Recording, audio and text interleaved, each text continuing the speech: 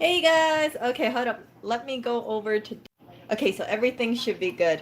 I know I have really terrible connection inside of the kitchen, so I wanted to make sure that I don't sound so robotic. So this is a sign. Oh my goodness, can you stop that?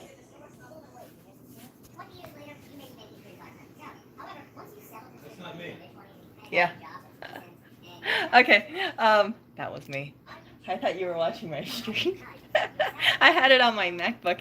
Anyway, so this is a sign that I picked up from a stationery store. I guess it got damaged. You can see that there's like a little crease. And it wasn't perfect, so they couldn't sell this for $9.95. They slashed it. And I remember when I saw it, I thought I should save this because it just makes me think like, we should always be grateful for the things that we have. I also keep it next to the refrigerator. And the reason why I keep it next to the refrigerator is you guys know that I do food rescue. And I think that every little bit counts. So whenever we open the fridge, we always see this sign. We always have our stack of recyclable eggs over here. We go through a whole lot of eggs.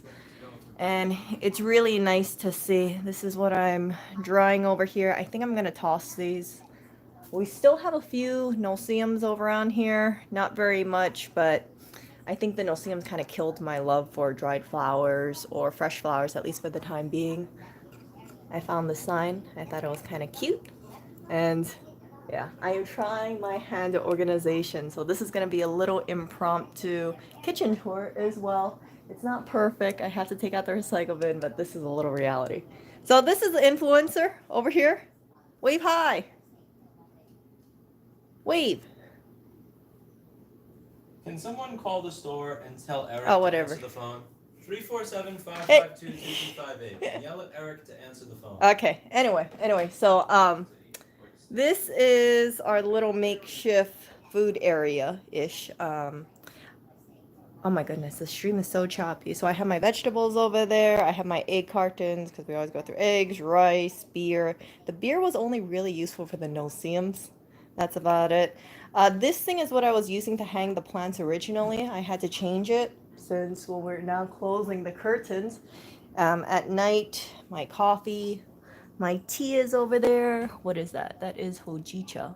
See? So the bag is a little too tall, so I couldn't put it all the way. This is my apron that I fixed. You guys might have remembered me having a stream saying something along the lines of like I was really saddened to see that they decided to slash this apron instead. I hand sewn it. It's not the best hand sewing job in the world, but I really like this apron. It's kind of adjustable around the neck and this area, and it makes me happy. It says hello dear. It's cute. And I think it fits with the fall weather. So that is that. Behind there is my Starbucks apron as well. These flowers, most likely I'm going to give them away because I don't think this matches. And we all know how I feel about the no-see-ums. That was originally a carafe for a water filter, Soma. So when I do give that away, I'm going to give this in case someone wants to use it. This is a supplement section around here. I have cleaning products over here, empty jars. I have a bag of flour that doesn't fit anywhere. Raid. Don't buy this stuff actually. I don't even know why I have this in front. Our multi-purpose cleaner, drain cleaner, hydrogen peroxide, sewing stuff, plus whatchamacallit, masking tape. So this was originally a jewelry drawer that I found. It was missing, and when I brought it home, I realized like it was missing a drawer, and I thought I'll salvage it by making this a area where you can put your masking tape. So each one has like a hole, and I think it fits really perfectly. Then I have this. I'm making some orange vinegar, cleaning vinegar. It's pretty potent. My bone broth, as you guys know, and some coffee stuff, supplements over here, and then a little chicken randomly because it looks a little supplement heavy over here. This is our protein powder area. If you look over here, you can see that I've gone and put on top what it is. So one thing I hate about supplements so much, you guys, is they'll tell, like, each one is different, right? And then they got these like small little words. See that? Small little words, and they'll be like one level scoop with 10 ounces of liquid. I got so tired of like looking at each one and saying, how much do they want again? So on the top, I put masking tape and it says clearly like one scoop. I don't have to guess like, was this 2 scoops? Was this 1 scoop? Yeah, it's just kind of idiot proof. I like it that way. This is the towel. And then, of course, my plant area slash my watering thing. These are drying. This has citronella oil. This is what I got from the tulips. Moving forward, if I have cut flowers, I need to make sure I keep them in vials. I am not putting them inside of a vase anymore, for sure, without these things. I don't want to risk any bugs laying their eggs. So each individual stem, I'm going to put water and put this inside. That way no bug can go and lay some eggs. This is our spice area. I don't know why this thing is lagging right now, but this is our spice area around here. And then cabinets. I'm thinking about changing the knobs. I'm not too happy about that. This is what I use for melting candles if I want to repot. I'm planning to do that with the candle that I showed you guys yesterday. It's looking a little low. I like the container, so let me repot. This is Gardein stuff that's cooling down. And then this is usually where I sit all the time. So whenever I'm in the kitchen, I have my snacks. I see my like little plushy thing. This was sent, I want to say Jim sent it with the Down to Earth box, but I'm not too sure. But I'm pretty sure it is. But I think it's really cute. My MacBook, of course, and then I have some like random stuff here. The no-see-um killer is right here. Yes, I keep it next to my water bottle. And then finally, my snack corner, which is kind of crazy. I have my chocolates, my alcoholic gummies, and then a whole bunch of dried fruit slash granola slash random snacks. I don't like eating one snack at one time, so it looks always a little messy. And then we got cleaners over here. And then finally, the cat bed, the fan. I'm thinking about getting rid of that, my Instapot. I don't want to keep it next to the outlet. So this one, I used to put my Instapot right over here. It wasn't a really good idea because it was so close to the outlet. And yeah, so that is the kitchen tour. It is a work in progress. I've organized it best I can. This thing, this little wrinkly thing, also, this is actually a window film. So I bought this from Amazon and then it came all crinkled up like that. I originally wanted to put it over there so that way you can see the light and the neighbors can't look in. I don't like the idea of not having privacy, but the no-see-ums came and that's been on the back burner. Yeah, I can be very open about that. So yeah, yeah, I have like 5 boxes of these boozy gummies. I've been eating one per day. I don't know. I kind of really like them, and I'm kind of thinking like, man, and when this thing runs out, if I want to buy another box, it's gonna be what, $25 a box for these gummies? Yeah, this is a $3 gummy. I think this was what, half a shot they said. It's kind of nice, it's like a refined gummy bear for adults, and I like it. Yeah, so this is hand lotion. Sometimes my hands get dry, so I always just put it there because it's easy. I sit over here so I can just turn over and grab this stuff. And then cooking oil. This is what we use, avocado oil, his favorite seasoning salt, my chamoy, which I really like with fruit, my instant bone broth. I highly recommend this stuff. It's really great. I like boiling it. It's really simple to make. So all you do is you mix it with 8 ounces of hot water. If I'm feeling under the weather, this is a good pick-me-upper. They also have a chicken one as well. So yeah, this is my attempt to kind of organize things. Hawaiian astaxanthin, that's what I take every day. Plus, what is this? Oh, this is the Ricola. He got tired of the Trader Joe's one over there. So I got the Ricola for backup. I take this every day.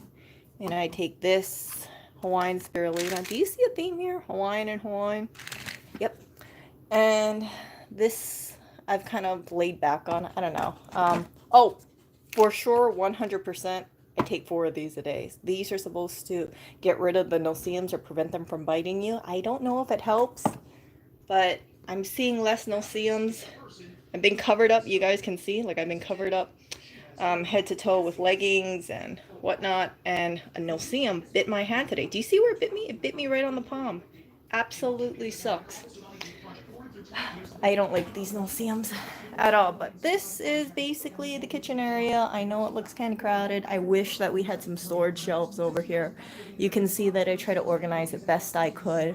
For what we have, all the seasoning oils are over there. Coffee stuff is over here, minus the bone broth. And then cleaner, drain cleaner, tape, sponges, more cleaner, and then I have empty jars there. I have flour, oatmeal, trash bags, dishwashing detergent. Yeah, and then my sugars and salts, and yeah, I'm kind of happy with that. Do you need to get blended with some butter? No, they're really, really small. That's the thing. Like, they bite me when I'm sleeping. But I only have one bite today that I'm aware of. I'm seeing a lot less around the apartment. I'm pretty happy about it. But this is what you have to do. You see, it looks so. I went and tried to cover it up because I thought to myself, like, man, sometimes I want to see the outdoors and I don't want to lift it up. There was also a small hole here, so I patched it up with cardboard. Yeah, this whole front side of the apartment, the blinds are closed, the windows are closed. I'll show you guys over here. Okay, see? So you guys can see, like, the blinds are closed all around here. And then this is the view if you look over here. So we have our fire extinguishing spray over here. This is about the only Christmas thing that we have. And then, whatchamacallit it? Yeah, well, what's this called? This not a humidifier, but this is one of those like essential oil things. Weird. We got Glandix wipes, and the trash bag is the flowers that I was drawing, and you guys might have seen an image of it. But I have to cover it because of the frickin' no-see-ums. So all my flowers had to get covered up. I love your no-see-ums. No, so that's why I have a trash bag, a big trash bag over this huge container of flowers. Oh, and then there is our toilet paper. You love your no-see-ums. What? No, I don't. I don't like these no-see-ums. So that. What? What? Oh, whatever. Whatever. So I kind of like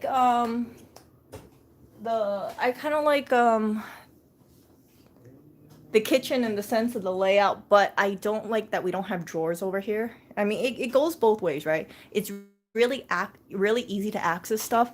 However, you guys can see, like, even with having all these bottles, it looks kind of cluttered. Like, I tried to organize it, I tried to section it out. I flipped these boxes inside out. I was telling you guys about this yesterday, and that way you guys only see the outside. This is the chewy.com boxes for the cat food. It protects the cat food, so they put this over the actual cans. And yeah, and then look at that. That is Lewis and his, I don't know who. I fixed this frame. It was broken for the longest time, so I glued it. I used some binder clips to hold it in. It was binder clips and Elmer's glue. I think I did that last week. It was a total mess, so I'm happy that, even if it took me months to fix this thing, I got it done, and that makes me happy. I do plan on changing the knobs. I'm not too happy about the knobs. There's just something about it. It looks, I don't know, it just doesn't make me happy. I don't know what it is. Maybe it's the shape, but it just looks so gloomy. So if you guys can make any suggestions about the knobs, let me know. It's one of these like bulbous kind of knobs. I don't know. It's on Amazon, I'm pretty sure. We have 26 knobs around. I was looking online to see how much replacement knobs are. And it can be kind of expensive, depending on the knob. You're looking at $3 a knob if you want to have like the specialty ones. And I'm not very good with my knobs. I know technically I should do silver because the sink is silver, and the microwave is silver. Maybe a flat one, maybe one with like some kind of diamond design or something. I'm not too sure. I'm not too happy about it. Oh, that is, whose artwork over there. When did you make that painting? Don't know. We should hang that on the wall, not up the kitchen that high. And the reason being is that we're hanging it all the way up there. Like you can see it, but it's a little too high. We should put it in by the sofa. That way people can clearly see. And it is a gold frame. Look at that gold frame. I like that. Maybe I'll switch. Maybe I can move that over there. And then that in the... Yeah. I don't know. It just looks a little high to me.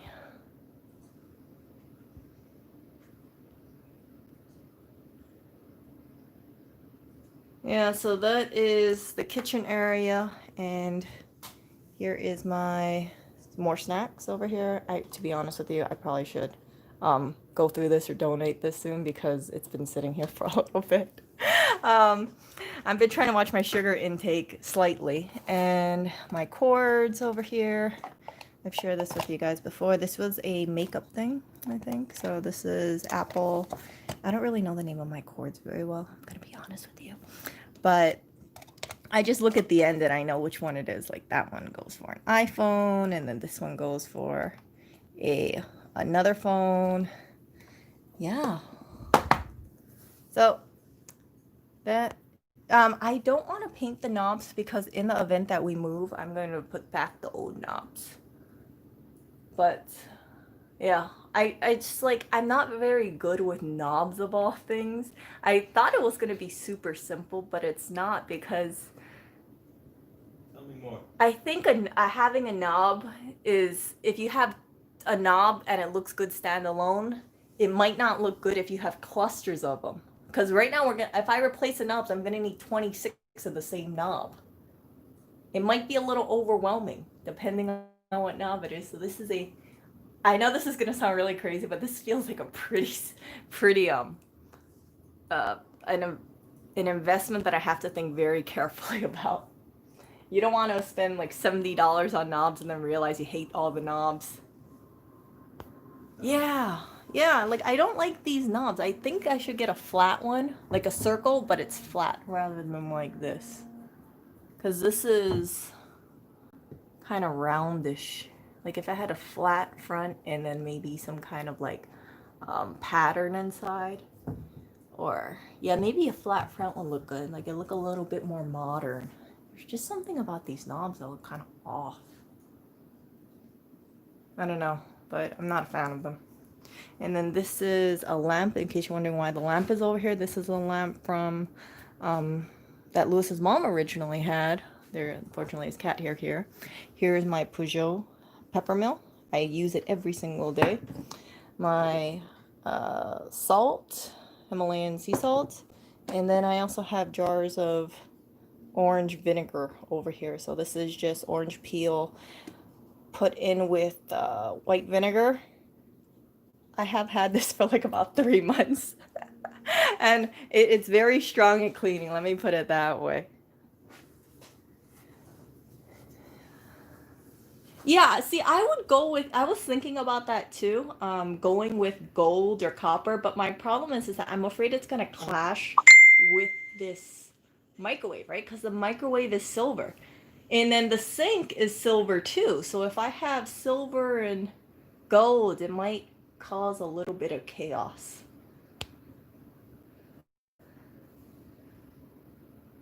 But yeah, so yeah, I would have ideally gone with gold, and then maybe add like gold with acrylic knob, or copper or something like that, or yeah, I don't know, but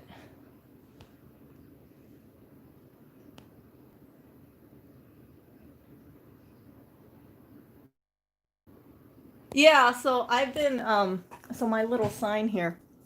This is my little thing. Like whenever I feel like it's getting a little messy, I always look at this sign and I always say like, oh, this is one of those like excuses signs. This is, I'm like too busy to be organized. So I see this and I think, man, that is so terrible to say that, because that's just an excuse.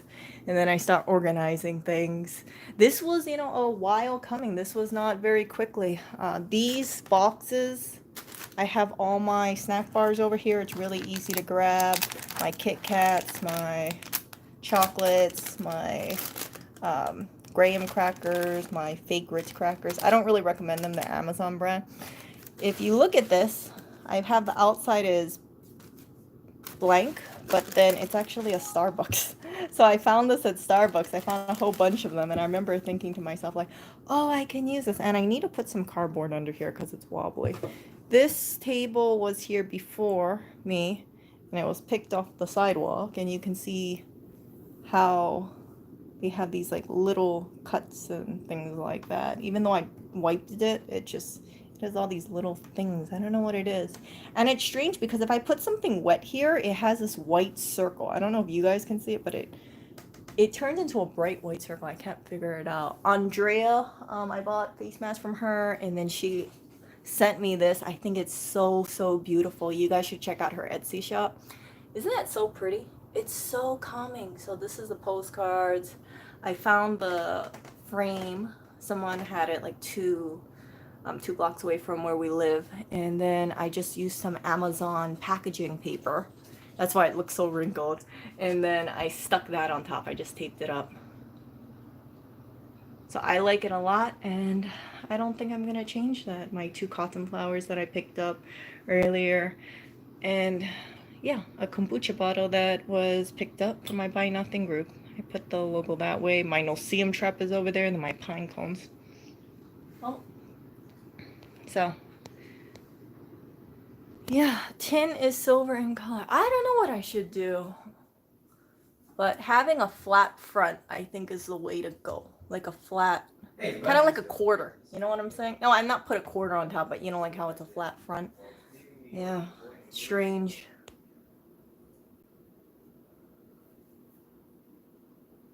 I'm watching kitchen stuff because I want to add a kitchen room. Ah, yeah. You can never have like too much clusters and whatnot inside of a kitchen, I realize. Like this bone broth does not match over here, but the reason why I have it over here is I drink this more often than I go through this stuff. It's handy. It's super handy. The cost of this stuff, I think this was $20, but if you go to New York and you try to buy this individually, it costs way more expensive. I think Trader Joe's sells this for $5.99 for 20 ounces. You can make 20 ounces. I usually stretch it a bit because I add vegetables in here. You can usually get it for about like $2 for 20 ounces or so. Yeah. But I remember it was significantly cheaper. That's why I like that.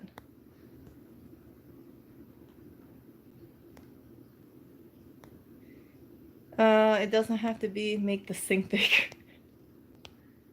Yeah, so yeah, that is supplement inside of there. I wanted to use I was gonna make a drink, and then we needed the bottle, so I dumped the protein powder in there.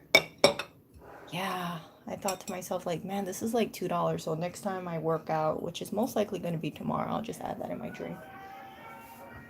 Yeah, every little dollar counts. You know, you gotta just make sure that your resources is nice and be eco-friendly. Make sure that everything kind of lines up. This has been, you know, this hasn't been like a really quick project. I've been working on this pretty often.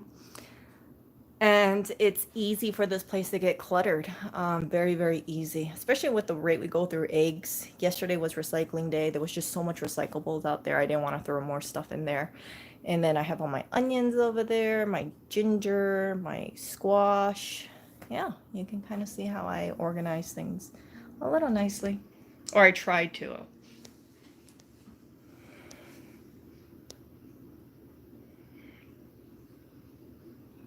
Yeah, I'm very thankful, and I'm very grateful for everything. You can really not, I really don't believe in taking things for granted, especially one thing that I learned growing up is like, don't waste food. And it's because when I was growing up, I heard stories about people who, you know, they didn't have really much food to eat. And here in the United States, you know, there's just so much food waste. And I've restocked, helped restock the community fridges, and I see people and they go up to these fridges and they're so incredibly, you know, happy that they have, crap, hold on.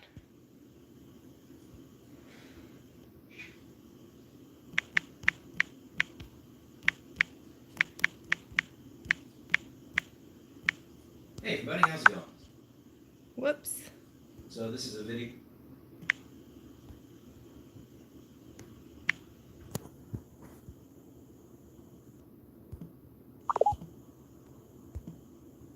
Yeah, so yeah, they're so incredibly thankful for what they oh my goodness. Okay, hold up you guys. I gotta meet up with someone for my Buy Nothing group, so I will be right back. Sorry, I gotta put the phone down.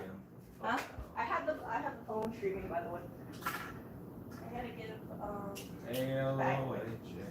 A little no see him. Hey, stop that. Stop that. There's a little no see him in Erica's book. What?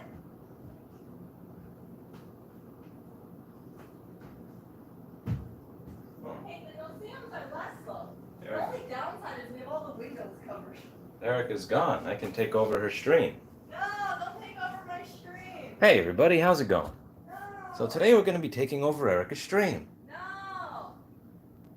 What would you all like to see that Erica doesn't want you to see? Oh my goodness. I'm like working on stuff right now. What? What? You want to see Erica's old lady shoes? No. What? I'm going outside. Oh my goodness. Look at Stop that. Oh my God, what a grandma. What? What a grandma. I have What to a go downstairs grandma. for like 2 seconds. Whatever. Grandma. Whatever.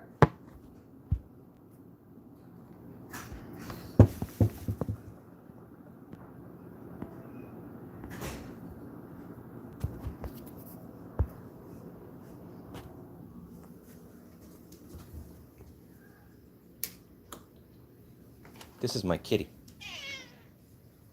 My kitty is Mr. Clinton. That's my monitor. That's my piece of shit Sony camera. Oh, I forgot my face mask. Give him COVID, Erica. Give him Huh? COVID. Oh, I forgot my face mask. This was terrible. This is my piece of shit Sony A5100 with a broken flash. I got the thing for like $230. $230 maybe. These are my Vandersteens. Vandersteen 3A signature. I got these open box, I think, for $1,500 or $1,600 10 years ago. These are awesome. Vandersteen 3A. Beautiful. There's nothing in here. It's pretty much hollow. So the drivers barely have any enclosure. Since there's no baffle, you don't get all the early reflections that you would usually get from a baffle. It's a Rotel RB1090. This thing is awesome. 780 watts per channel at 4 ohms. Can't beat it. It's an NHT S80 subwoofer that I never bothered hooking up because if I did, the floor would probably break. It's my air conditioner from the old store. That's my kitty. Kitty. Kitty. Kitty. Kitty. Kitty. Kitty. That's my computer. This is my microphone. Clinton, speak to the people. Speak to the people, Clinton. Speak to That's right. You yell, Mr. Clinton. You go rah, rah, rah. It's an air filter.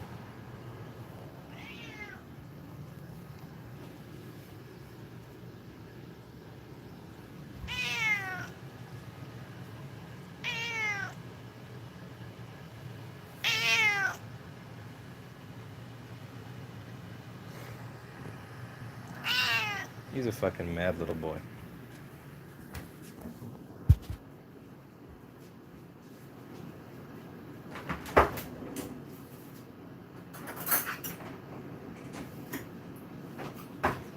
Okay, who's hijacking my stream? Where'd my stream go? Oh, jeez. I ran up here as quickly as I could.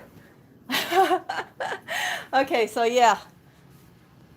So this is, I guess you already did the stream of this. This is our AC cover, which I need to put away. Or I should re-put this on. To be honest with you, this is a pain in the ass to put on. It really sucks. Yeah. And it's slowly coming together. So kitchen, I think I still need to do some work on. This area looks okay to me. It looks fine. It's nice. And then I have to redo this today or tomorrow for sure. I hand knitted this. This was my attempt at hand knitting. I made the holes too big. And then here is my little bird thing. Ta-da! Ta-da! You see that? So I moved the little cats from on top of the speaker because I thought they were a little distracting. So over here. And I think it works really well. Having a picture there, some pictures were too big. It looked a little strange. So this is the backdrop now. And I like it. Oh my goodness, he showed you guys so many things. He probably showed the laundry too.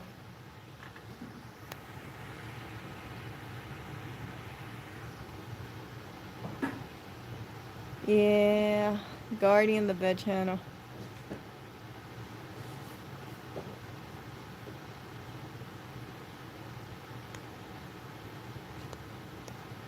So wait, where did he show the? Where did you show the no-see-ums are getting in, huh?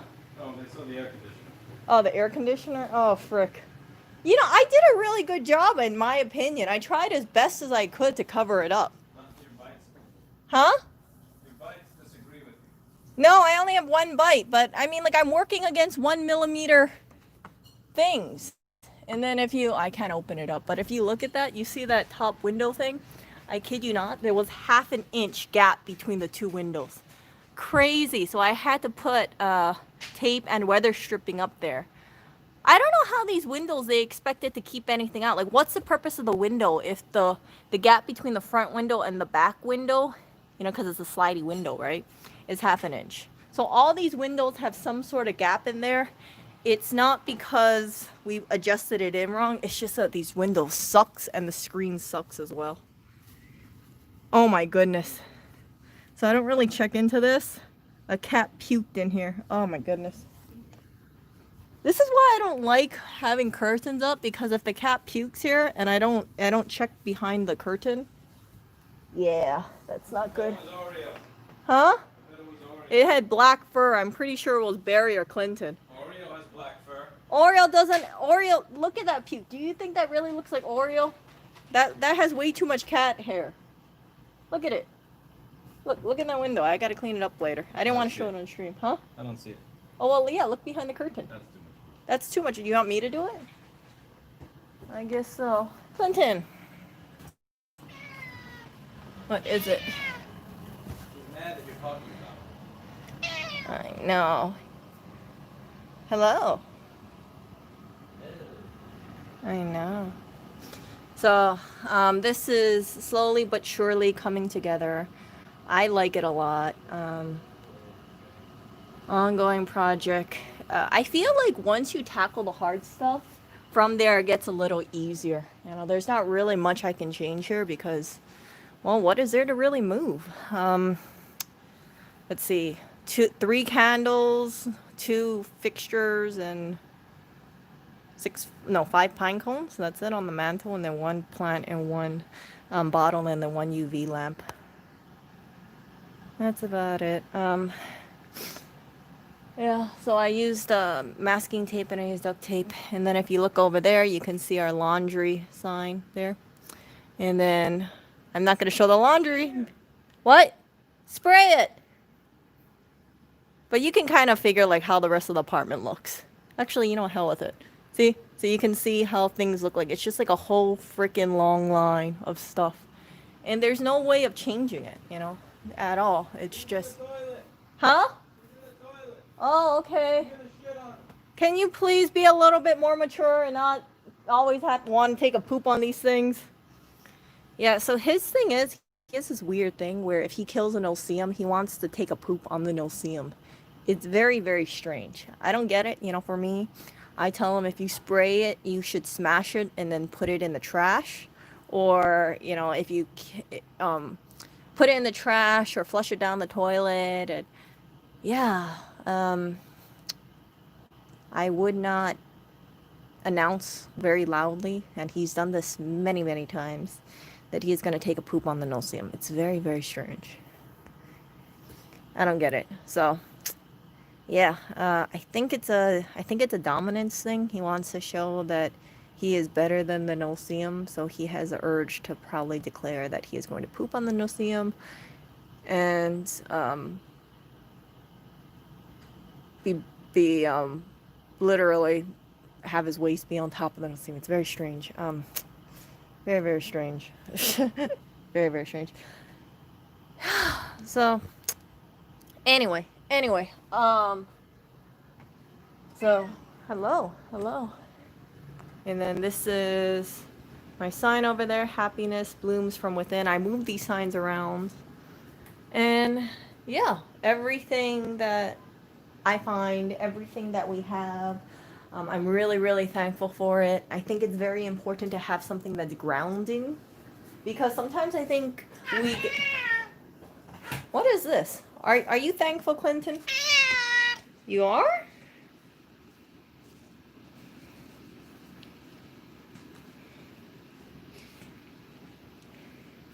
Yeah, so yeah, I think it's important to have something that grounds you throughout the day.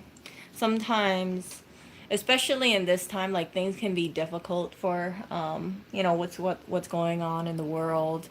Sometimes when I read about things, it makes me a little sad, because I've said in my previous streams, like living in the US, living in a country where there's things like food stamps to help out other people, and then we also have community fridges here, we have food pantries.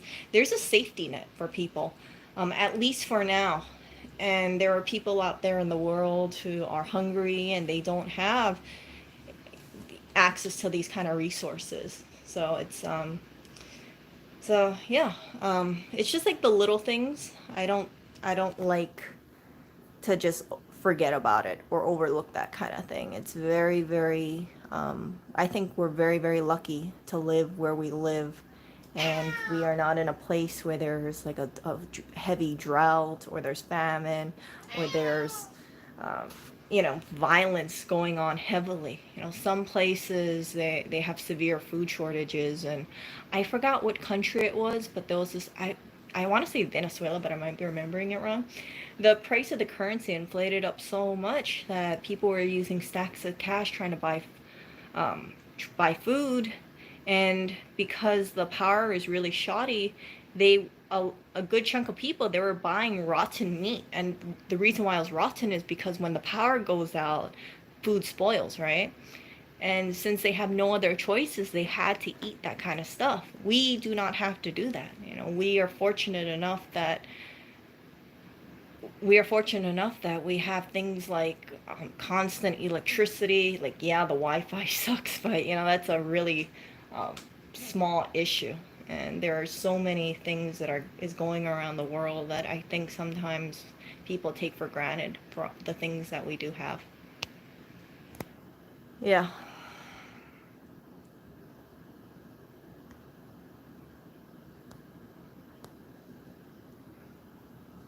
Hello there. Oh, who is this?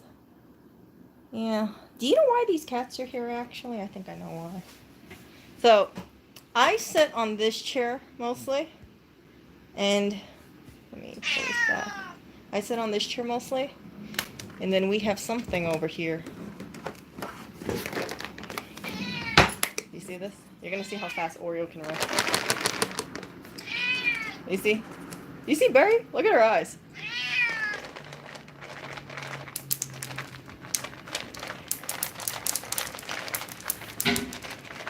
It's hard doing this with only one hand. Let's see how long it takes Oreo to arrive. Where's Oreo? Do you see Oreo? I think he's dead. Oreo's not dead. Oreo! Pretty sure he's dead. Oreo, where for that Oreo? He's... Oreo! It's gonna take him a while to come over here. Oreo! Yeah, so you can see there is a huge time difference between Oreo and the rest of the cats. Oreo! Oh, look at that guy. Look at that guy. Look at this guy. Oreo, come over here. Oreo, come here.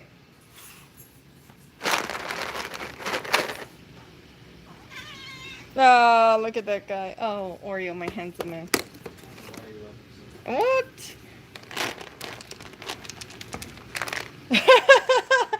took a while. Look, there's like, oh look, Clinton just took the last greenie. Oh, Oreo. You know what happened? You worked him too hard at 186. So because you worked him so hard, he has a... Clinton. Clinton, what are you doing over there? Come on, you eat so many greenies. Move.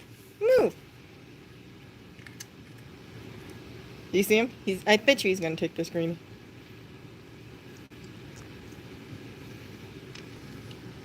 Yeah, so according to Greenies, he should be getting 18 treats a day, right? 10-pound cat, 6 treats a day.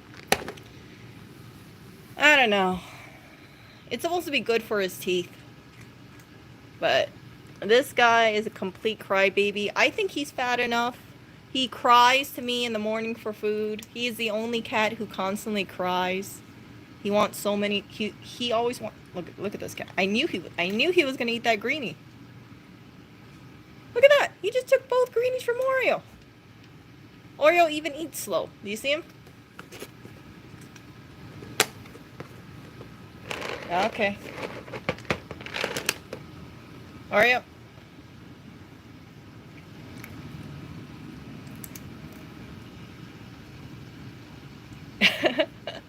Okay, here you go.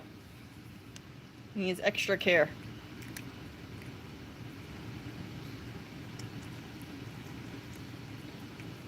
In addition, this is supposed to be a treat. So this is not his... See, a just amount to compensate for meals. Yeah, look at this guy. Do you see the difference in the build between these two cats? This one, he looks more sleek, and Oreo, well, he looks like a teddy bear. Okay, Oreo. Oreo. Oh, jeez. You have a hair here. That's the problem when you have long hair. You lose hair all over the place. There's cat hair, human hair that shows up all over the place. Oreo, are you gonna go back to sleep? I bet you he's gonna go back to sleep. I bet you. Why did I have to wake him up? You know what? His routine is he wakes up, then he goes to, then he eats, then he goes to sleep. He's gonna go back to sleep after this. Don't worry. He's such a lazy bum. What? He had a long day. Plus, he's retired. Yeah, so you guys got to see the speed of Oreo cat versus the other cats. Once the greenies container was shaken, you see how Clinton and Barry were on top of it. Oreo, I had to call his name out several times to tell him about the greenies. Clinton. Clinton. He's gonna want more greenies. Look at this cat. He loves his greenies. Oh, hello there, Barry. Hello there. Okay, I'm gonna leave the phone over here. I gotta say bye to you-know-who. One moment. See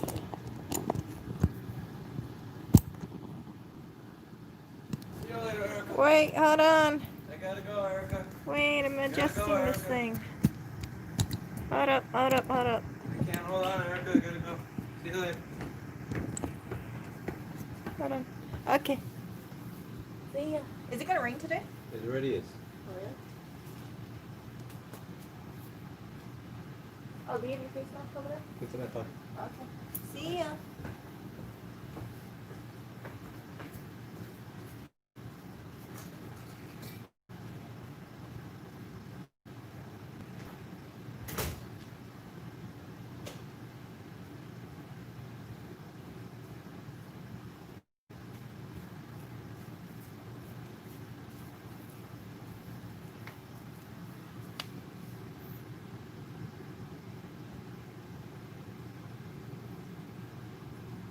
Let's see.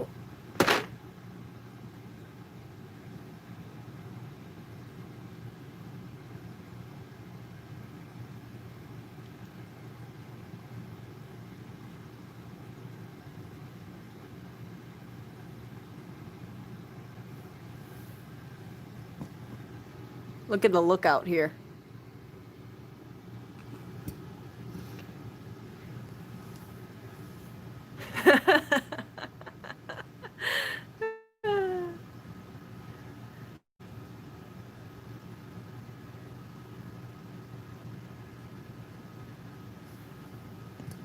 Look at that face. Look at that face. Oreo's like, don't worry. So this is why I keep all the greenies inside of a drawer. I have to.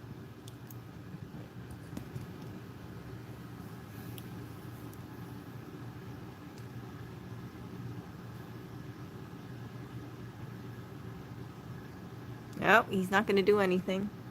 Oh, Clinton. He knew he had security camera on him.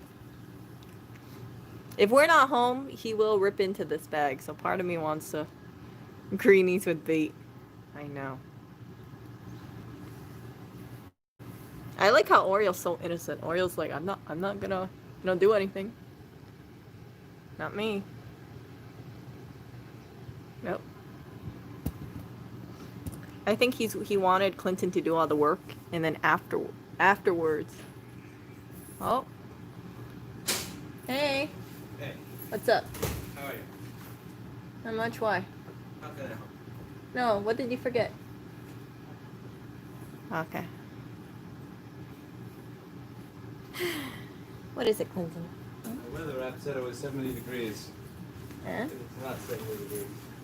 Oh. Look, he has his rain gear on him.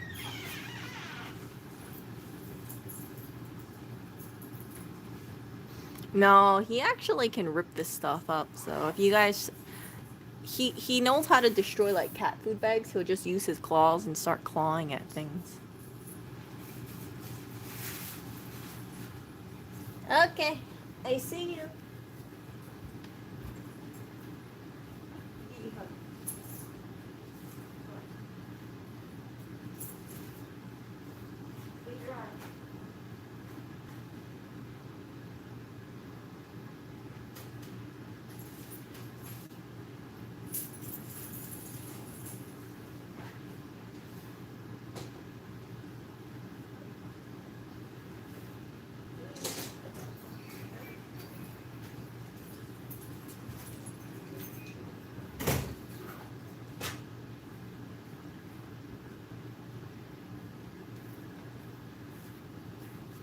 Oh, look at this.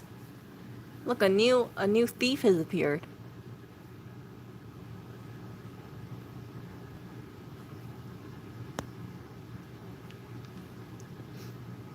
I wonder if I should do a stream and say how long will it take the cats to open a box of greenies, and then just keep the camera showing the box of greenies, and you can see who opens it. Look at that cat. That is an innocent looking cat. Like, nope, I wasn't gonna look at the greenies. Nope, nope, not me. And then here's Oreo. Oreo. Oreo.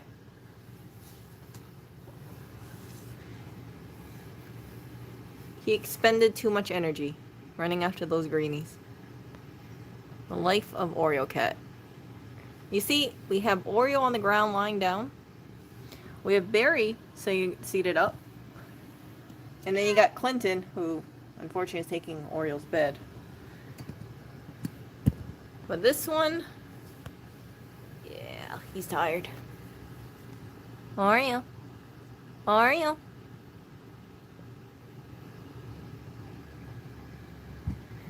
Yeah. Come on, Oreo.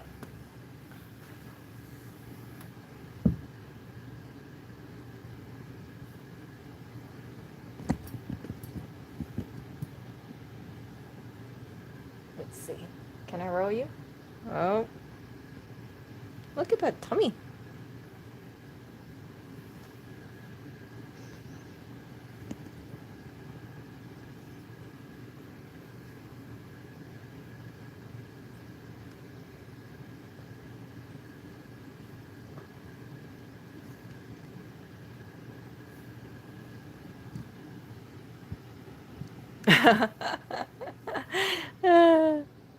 I don't know. Hello? Look at that. Can I spin him around in circles? Yeah, I could.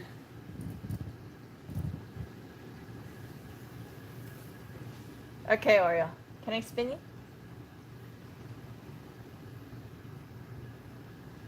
No, I made it half circle. That was it. Ah, come here, my baby. Mm.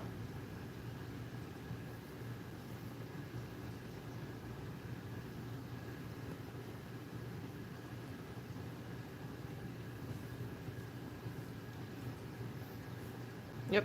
And he's walking off camera.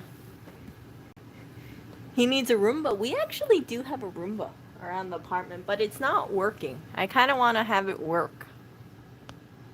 We do have a Roomba, an actual Roomba. I found it, but the problem is that it doesn't turn on for whatever reason.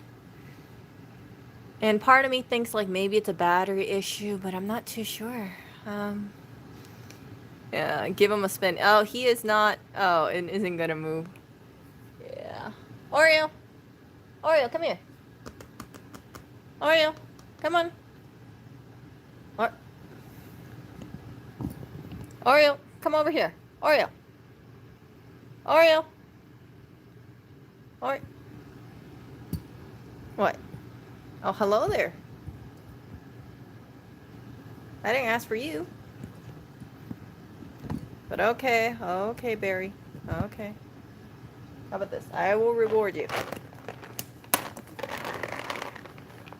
Oh, look at that jerk off onto the side.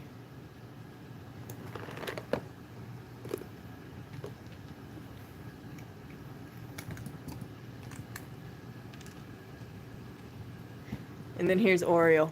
Does not want to expend energy. Oreo. Oreo.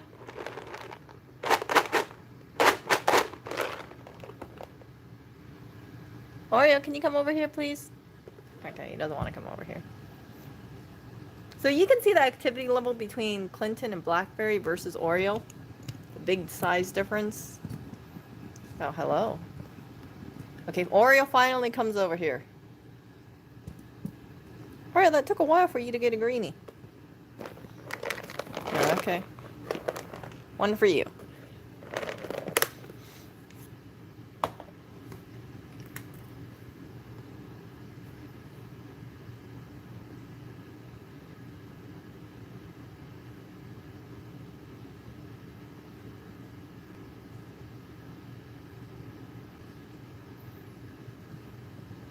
So look at this. We got cat sitting up, cat sitting up, cat crouching.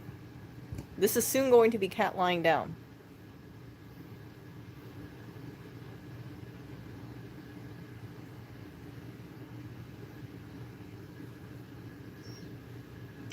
The energy levels between the three cats is pretty noticeable. Clinton is by far the most active one.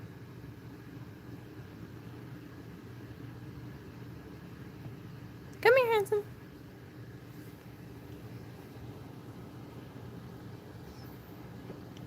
Oreo, your tummy.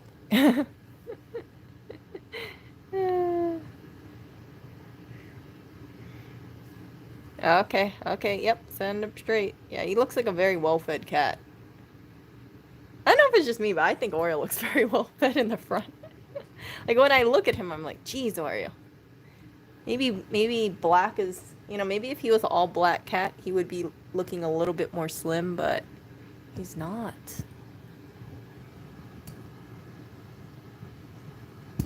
Oops. Come on, Oreo. Oh, wow, look at those eyes. Okay, so I need to clean up. I need to go do more laundry. It's always a cycle of laundry over here. I do laundry, I feel like every 2 days. Yeah, it's just that the laundry piles up quickly, especially because he uses jeans. And while I'm talking, look at this guy. Look at him. Oh, Oreo. He's ready to lie down already. Oreo, come here. Yeah, he's tired. He's tired. I don't know what he did today except eat and poop. But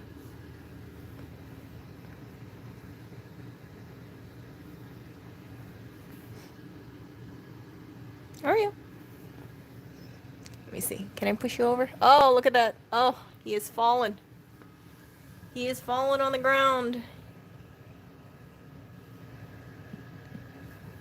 Look at this chunky little guy. He's either floofy or chunky, one of them. Like, look at that little arm. Ah, I love his little arm.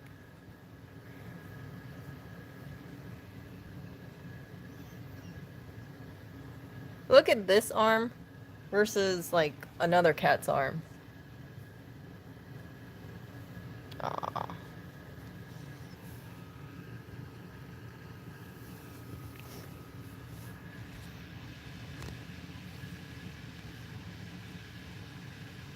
Come on. He's a cat of my chest. If you guys hear him crying for food, you would think I don't feed him. When I wake up, he goes. He always asks me for food. Clinton, no. Barry, no. But Oreo, he cries and cries for food in the morning. He's also the first cat to eat. Normally, either him or Clinton. He's the cat that stays the longest at the food bowl, and he's the cat that gets the hungriest the fastest.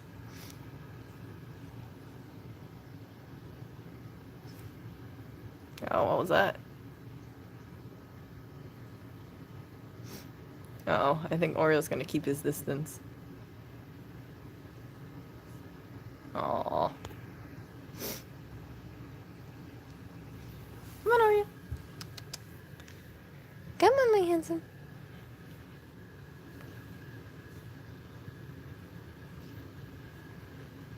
Yeah, when Oreo bats at the cats, he never, from what I've seen, I don't see him retract his nails out. He just kind of like whops them.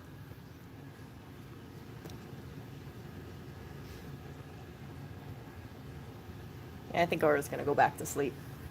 So I need to, yeah. I need to organize the apartment and see how it's going. Oh my goodness! That's where my cardinal went. I was wondering where my cardinal went. I put it over here. See this? So it's my little cardinal with the, what's it? Mistletoe. Yeah. I like this one. You can see it's already getting dusty. Ugh. Or cat hair like. Yeah. And yeah. I can't think of how else to redo the kitchen right now off the top of my head. I can pull some items out, but besides that, I'm kind of like, yeah.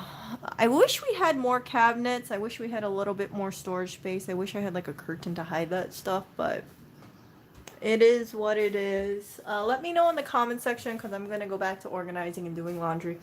Let me know in the comment section what you would suggest for the knobs over here.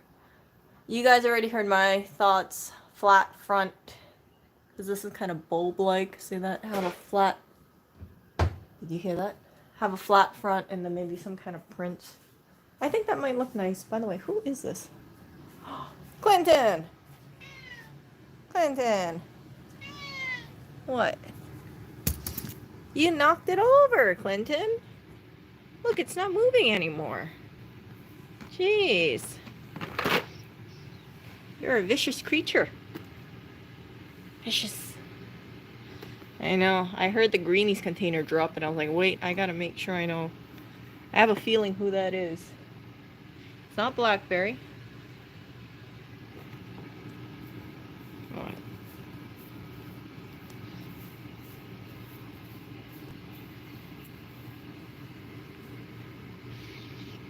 Okay.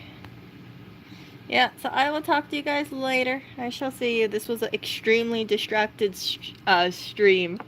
I had like a lot of things, like I was thinking to myself like, oh, I gotta meet up with someone and blah blah blah blah blah. So I kind of think the stream was all over the place, but I'm happy that I could show you guys the kitchen area that I've been working on. You guys have seen most of the apartment so far. The closet, I need to declutter that. It's not too bad in there, but there's some clothes that I need to give away and slowly but surely, progress gets done. It's not quick at all, but work at it every single day. And when spring cleaning comes around, my thinking is I won't really have to do too much spring cleaning, right? What is there really to organize if I'm spending all this time?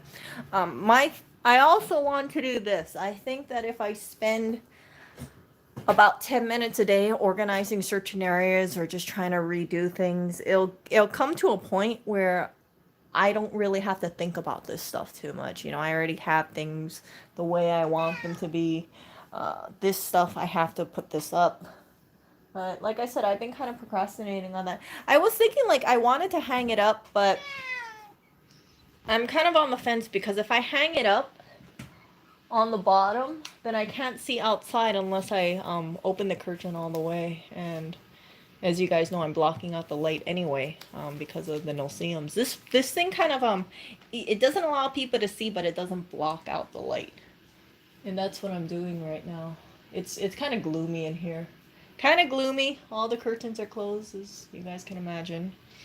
Wasting electricity slightly, but this is what you do for trying to get rid of the no-see-ums.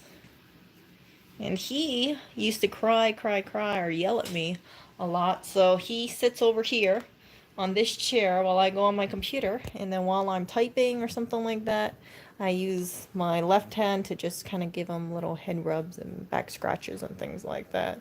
That's why these chairs typically tend to be really close to each other. And he's always, oh my goodness.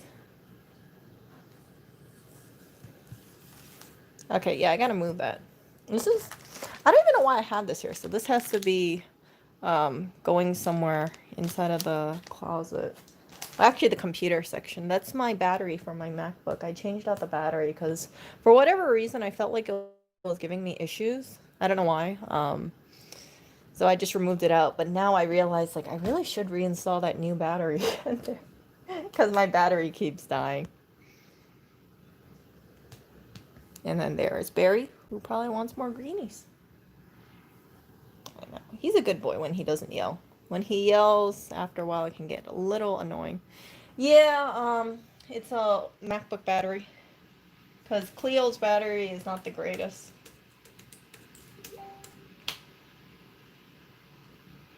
Nah, I don't know. I have no idea. I have no idea. Yeah. I kind of want to move the snacks into a drawer, but I'm afraid that if I move the snacks into a drawer, I'm not going to eat the snacks.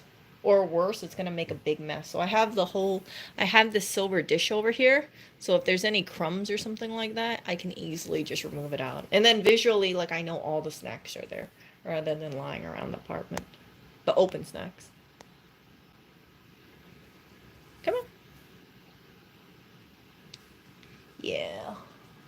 Oh goodness, yeah, I have to meet up with someone again soon. So I've been posting a whole bunch of stuff, and then today I have to post a whole bunch of stuff as well and see what people are interested in. I'm gonna set a deadline, which is something along the lines of if people don't pick it up within a week, then I drop it off into the free store because I don't want to have something like, I post things up and then people don't want it and then I just hold on to it forever and ever and ever. Like, that's not good at all. And yeah, literally, I don't know. This is not a silver platter. This is, it's a platter. I found it next to a recycle bin when I was walking home from a community fridge, and I thought to myself like, hey, this could be handy. I need to have like a section for my snacks, and then I put all my snacks over there. And yeah, I use those cups that you guys saw to put my chocolates in here. These are really, really good chocolates. Really good chocolates. They're called Bohem. They're originally from Marshall's, and I feel kind of sad because I don't know where else to get these freaking chocolates from. It doesn't seem like they sell them at the U.S. Marshall's has this thing where they carry these snacks that I never see ever in store shelves. I don't know. Like, Amazon doesn't sell this stuff, and it breaks my heart because once these chocolates are gone, they're gone. They're like Andy size. You know those Andy Thin Mints? It's the perfect size because you're not eating a whole bunch of chocolate. You have like a little piece of chocolate, and it's really nice.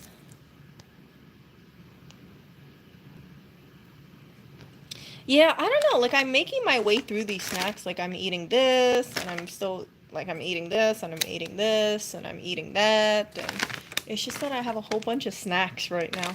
I have what is this? I have like 2 figs in here.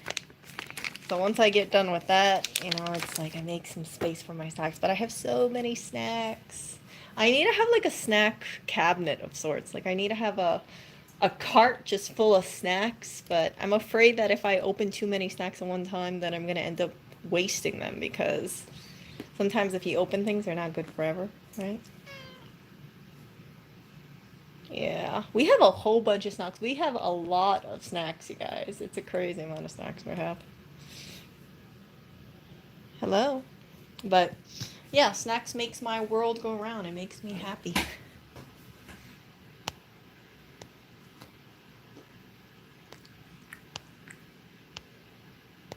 Okay, I'm gonna end the stream. You guys take care. I've said this before and I'll say this again. If you guys have any recommendations for knobs, let me know. I'm not very good with the knobs, and I was looking at the knobs online, but I just like these knobs, they look they just look strange to me. They don't look like they really match. I don't know if it's because they're too rounds or they look kind of harsh against the wood. Like the wood looks friendly, and then there's something very unnerving about them. I thought about getting one of those like crystal front knobs, it looks like a fake diamond, but that might look a little too gaudy over here. Yeah, but I will, because it kind of has this like homely look to it. I mean, this definitely doesn't look upscale. I hate this, I hate this fake um, granite color. I absolutely hate this color. It looks like, I don't know if it's just me, but it kind of reminds me of fish food or fish flakes. I'm not a, I don't like this at all. I wish it was just white. Like if this was white, that would look way better than this fake granite stuff. Yeah. And then if this was white, then I could make the knobs cutesy. You see how like I could have transformed it all?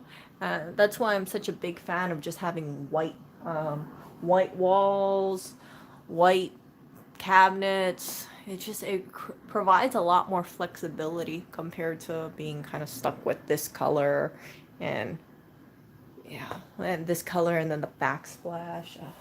But we rent, so I cannot fix it. I was looking into getting one of those vinyl ones. There's like a vinyl wrap of sorts that you can stick on here, like an adhesive. And then I decided against it because even if I change this thing to white or this other fake marble, it's gonna contrast with the backsplash, and it's just not gonna look good at all. So I have to really think about like what kind of choices do I want to make for this stuff. And yeah, I think if I change the knobs, it'll look much better or a little bit more. Um, I don't want to say refined, but it'll look a little bit more put together. The cheapest. I would have taken white any day. Polish the knobs. I don't really know how I'd polish this thing. It's this brushed nickel color, you know. I don't know. I think it's all just this brushed nickel color. I don't think it has anything to do with polishing. And I don't know. Like this isn't like MacBook aluminum color. Actually, wait a second. Let's see here.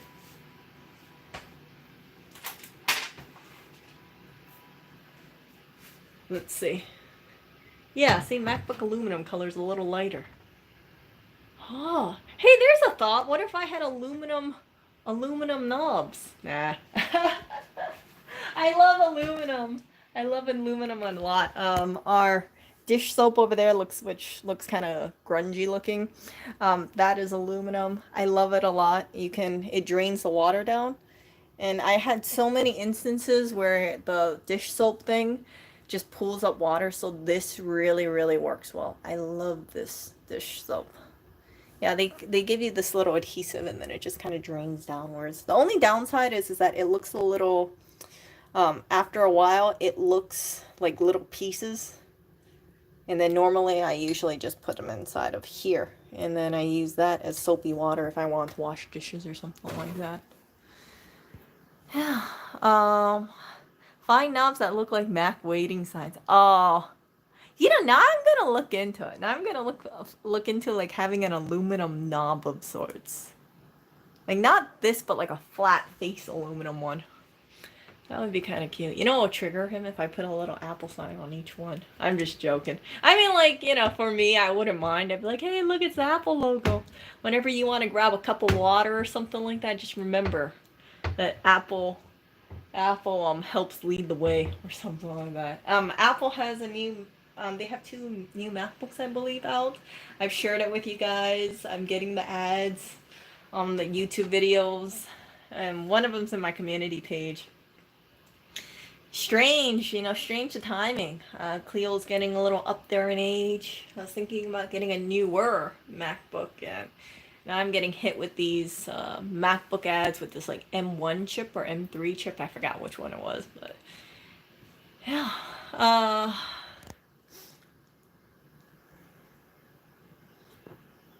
Modern steel bars. Yeah, I don't want to. I thought about that too, getting the steel bars here, but then I'd have to make another hole. So I have to stick with this by itself. Yeah, kind of sucks, kind of sucks. But it is what it is.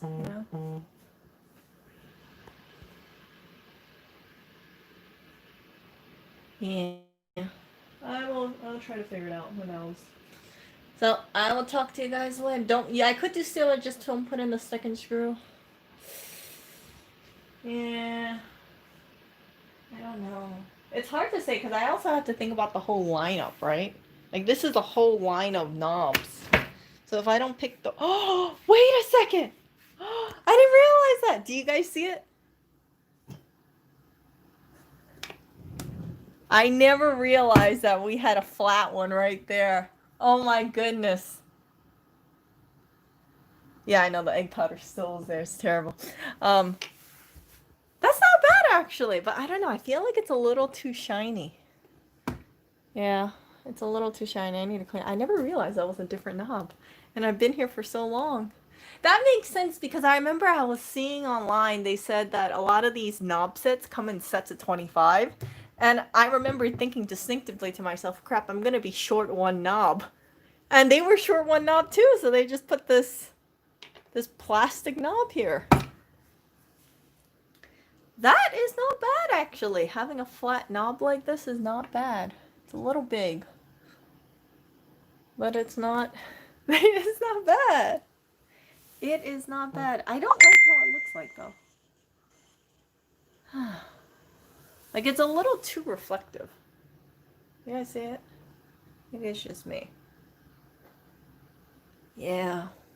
So flat but non-reflective I think would be good.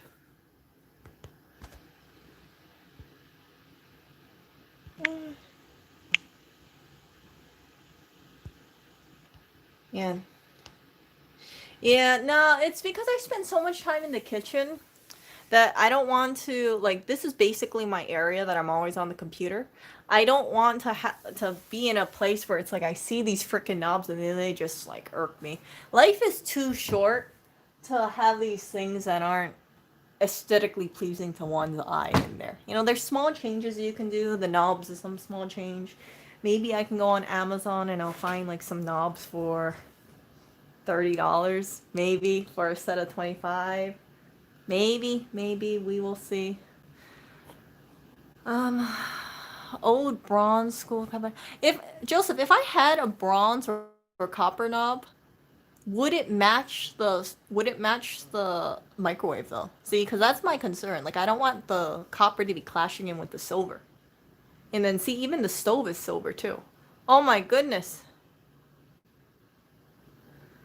Crap. Look. A vegetarian ate all my gardine. I had all this gardine over here cooling, and it's like Santa came over there and took my gardine. I didn't eat this. Dang it. These vegetarian Santas over here ate my gardine I had lying around. It's okay. Oh. Yeah. Oh, thanks, future. I don't mind having the headboard like that for now. But yeah, if you guys have any of those like flat back headboards, I would highly recommend just getting a piece of fabric, or if you want, like spending money and going over to a fabric store and getting a really nice fabric and putting it, draping it over. That's something that I'm planning to do for a while, because I don't want to change out headboards. You know, I thought about it, having that nice Regal plush one, unless I found it, you know, someone was like throwing it out, or found it in a thrift store. I don't want to take the chance that I bring it home and it doesn't work out, and then we're out of money, right? You know, we put money into this headboard and it comes out to be a dud. It's so much easier when you stoop things. If it doesn't work out, just, you know, pass it forward. You don't take a financial hit, and then you're able to rehome things. But yeah, being able to change your headboard, I think, is very nice thing to do. It's easier to hold maybe three, you know, 1 or 2 yards of fabric and drape that thing over, or even put a quilt or a blanket that really is sentimental.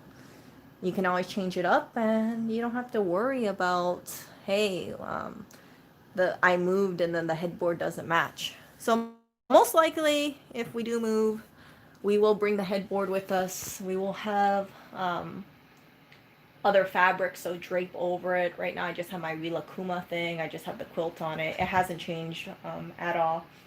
But the more fabrics I find or I come across and I think it can work, I rather spend something like, let's say, $10, $15 on fabric to drape over it than spending 100, you know, 200, 300, $400 on a headboard.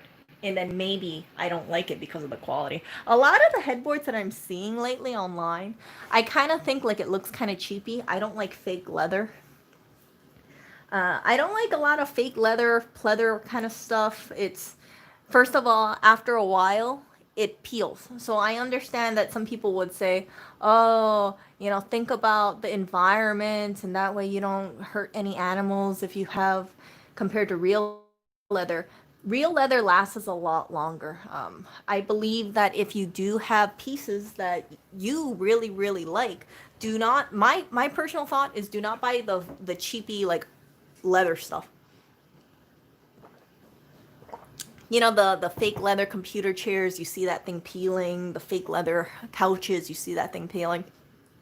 Environmentally, my thoughts is, if you buy something and let's say you think it's a deal, right? It's $200, and down the line, maybe 2 years later, it starts peeling. You get rid of it, not because it doesn't suit your apartment, or not because it, you know, you got tired of the shape, but you get rid of it because it's literally falling apart, or peeling apart. I've reached a stage in my life that even if I see cheap furniture, even if it looks nice, I don't feel comfortable spending any money on that kind of thing. It's much better to spend money on pieces that you really think is going to last over the years, especially if you think it's going to be a statement piece. I also strongly believe, like, if you can, if you really do love a piece and you're going to be sitting on it, really don't have something that can just, you know, flake off, and then you sit on it and then it just peels on the ground. You guys know exactly what I'm talking about. I remember I bought these like $30 boots, and they were from Nordstrom Rack. And I know some people were like, Erica, $30 boots, really? But I wore it about 2 times. I kept it inside of my closet.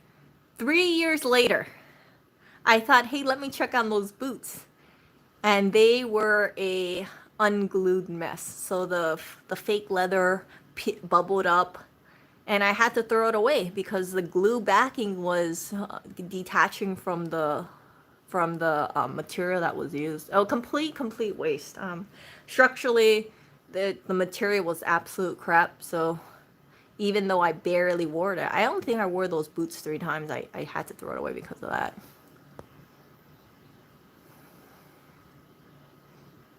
Yeah.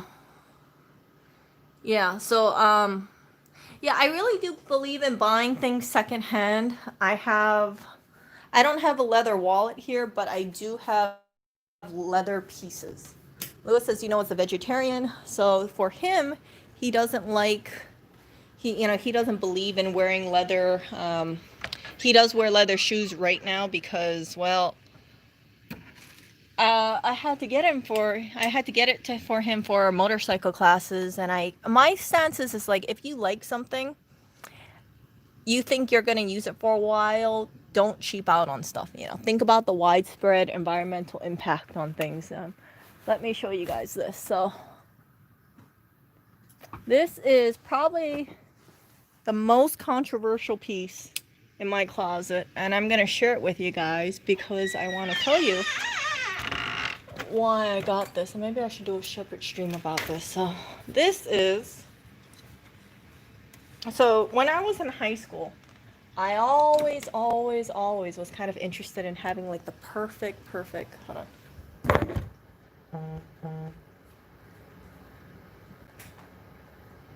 I was always interested in having the perfect fur jacket. And I remember last winter, it was really cold. And then I went over to a thrift store and I came across this. I think it's Fox, but I'm not too sure what it is. I think I read it was Fox. So anyway, this fits me perfectly. And I will never ever forget I will never forget the reactions that I got from people about this. Because people were telling me, like, oh, that's disgusting, that's so cruel that you have a fur jacket. Now, the thing is that if you're a meat eater, okay, if you are a meat eater and you wear leather with the hair on is fur. So if you look really closely, you're gonna see that there's leather here. So I never really understood why people who are leather wearers have something against fur. I never understood it. Now, I don't have any plans on increasing my fur jacket collection. I really just have this. This was something that when I saw it, I thought to myself, Erica, you will never ever find this piece again. It doesn't even have a label on it. And yeah, it's one of those things where, yes, people could say, why don't you buy a fake one instead? Why don't you buy a faux acrylic one? Acrylic is plastic, and I don't feel comfortable with having the little bits of plastic degrading into the environment. Yeah, I will never forget. Yeah, hold on. I have Clinton trying to get into the green. Clinton.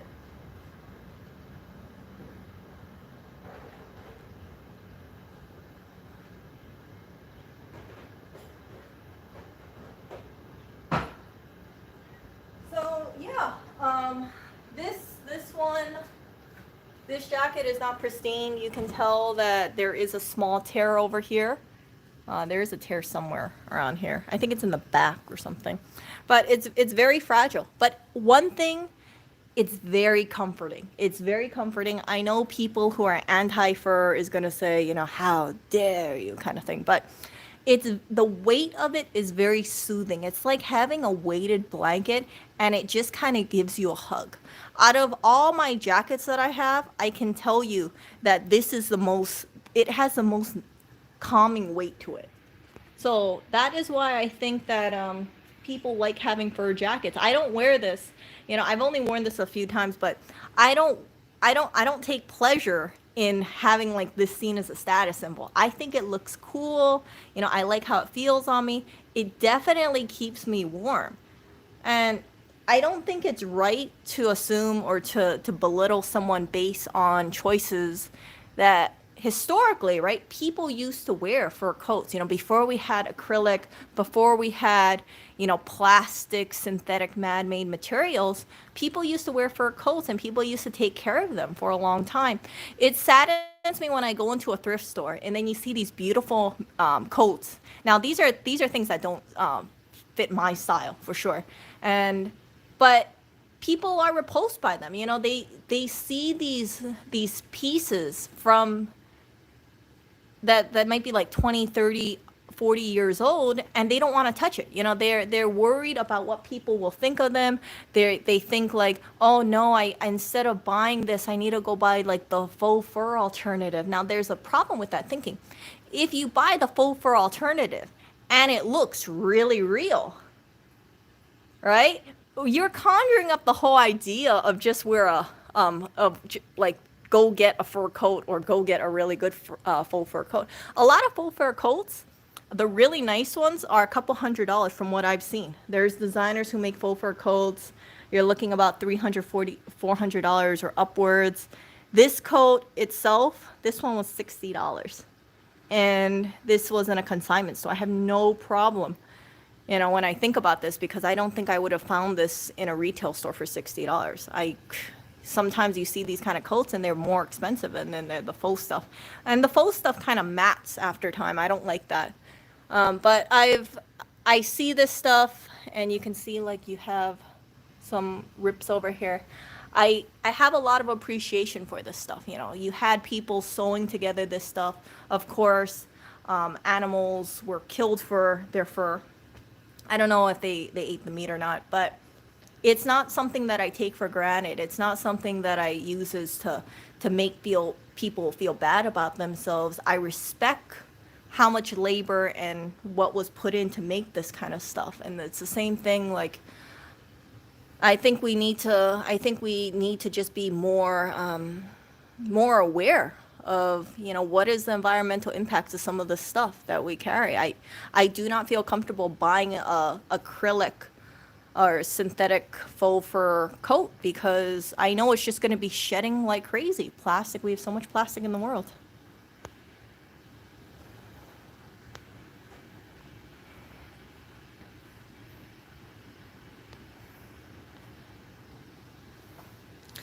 Yeah, they do. So I know that you have people who will throw paint at you, throw flour at you, and then they will tell you, you are a terrible person, you are a murderer, blah blah blah. I heard this really heartbreaking story. So there was this one person, and they had a coat that their grandma had, and they loved their grandma so much, and they were cold, and you can imagine, right? If you have a piece like this and your grandma owns it, it's a really it's a way to memorialize them. So they walk out on the street with the fur coat, and then someone throws paint at them, and it destroys the coat. And you can imagine the person who throws the paint thinks, "Oh yeah, I am so awesome because I'm destroying the fur coat." But I think it's very one track mind, because if you do not if you inflict your ideals on someone else and do it in a violent way, or a destructive way, I don't think you get your message across. I can tell you for a fact, if I wore this and someone threw something on this coat damaging it, I would most likely assault that person, and I would file police charges immediately. Because I don't think what I wear on the streets is an indicator of what kind of person I am, how I treat people, my thoughts about animals. Like I've said before, right? I am very respectful about this thing. I want to make sure that this lasts a long time, because I understand, how much work was put into this kind of thing. What was required to make this coat. I think it's a beautiful piece. I will not recommend to anybody buy any fur pieces new. Of course, buy them used. That would be my recommendation. I think there's a lot of, unscrupulous things going on. Tell people about things, say, hey, this is what I owned. I know the backstory about this stuff, but it keeps me warm and it's comfortable. And let people make their decision based on that.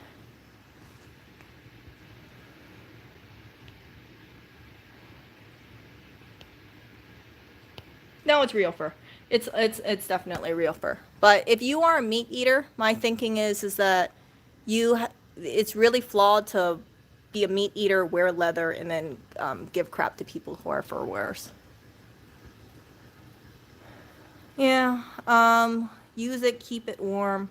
Yeah, this fur coat. I mean, whatever animal passed away, the animal has been deceased for at least a couple years, most likely. I don't know what the date of this fur coat is, but I wouldn't be surprised if this is what, over 5 years old. I wouldn't be surprised, and I have zero intention. Like, hopefully something like this lasts for another 20, 30 years. And this can actually degrade, right? Fur can actually naturally degrade, and you can kind of see it's like coming across the stems. Yeah.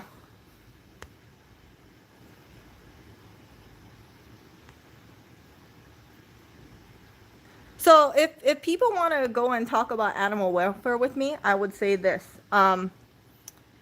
If you are a meat eater and you are eating conventional chicken, that chicken is not having a good life. If you eat certain items, like the animals might not be having a good life at all. There's nothing like ice cream, for instance, right? Like there's nothing that will lessen the suffering unless you make sure that they have really good animal welfare standards. So yeah, it just kind of boggles my mind about how people feel about this stuff, because it's very easy, I think, to go on the whole bandwagon of saying like, yeah, if you wear fur, then you are absolutely terrible. But if you're leather, then like that's okay. Leather is fine. Like it's very strange because fur with leather without the fur. I mean, leather is fur with the fur removed. That's it. So they kind of they sheared off the hair.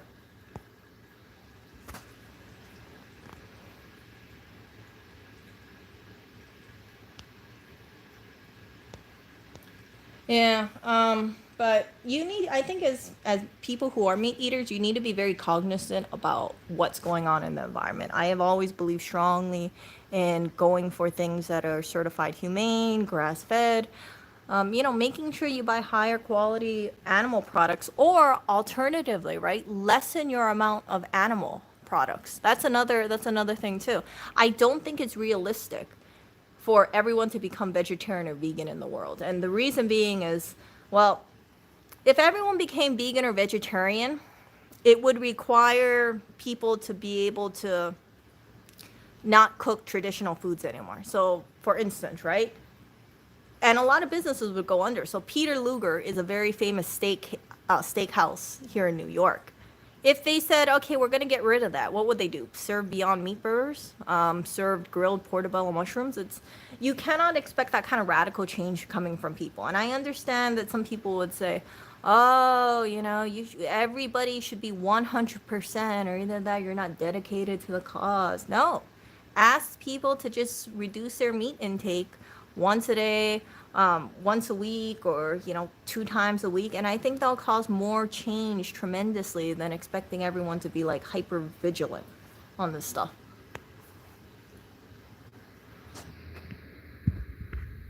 No, it wasn't new. It's not new. I've been very, very open and transparent about this stuff.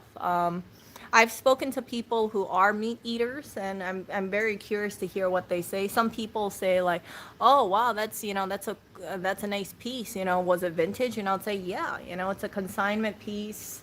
I'm able to I'm able to wear it. It fits me basically perfectly. It was really surprising to me. I'm not going to be able to find another piece like this in my life, nor do I ever intend to go out to just look for a fur coat. I was inside of a consignment shop. I saw this. It drew my attention. I tried it on. I was like, wow, this is really nice.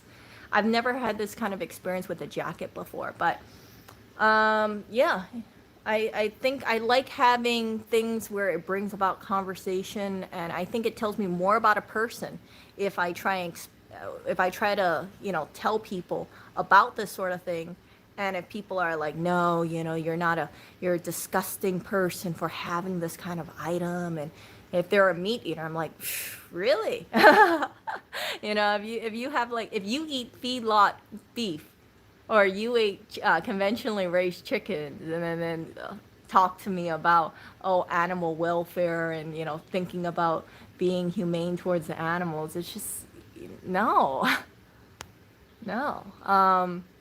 So yeah, and then you have also some people who are just like absolutely on team leather but not team fur. It's very strange. It's very strange. Yeah. So I've heard that in New York they do wanna. I've heard I wasn't in LA or New York. I can't remember, but one of those states is either looking to ban or they're planning to ban fur. I don't believe in wearing fur as a status symbol outfit. I think that if you do wear fur, or if you do have leather, make sure it has practical usage. I could care less really about what kind of material it's made out of, as long as it keeps me warm in the winter. And I think that it's better to have one really durable coat than a bunch of cheap acrylic coats that you toss away because it looks like crap after, one season of washings. This kind of coat, not gonna lie, I don't know how I'm gonna maintain it. Right now, I just have it hanging in the closet. The humidity level is not correct. You bring it to a furrier. It's like a whole. It is a and there's a lot of care behind it, and I know people find this controversial, but for people who try to keep these kind of professions alive, like these trades things, like I have to give them like a little level of respect here, because being able to do repairs on old jackets that are 50, 60 years old, I think it takes some sort of talent.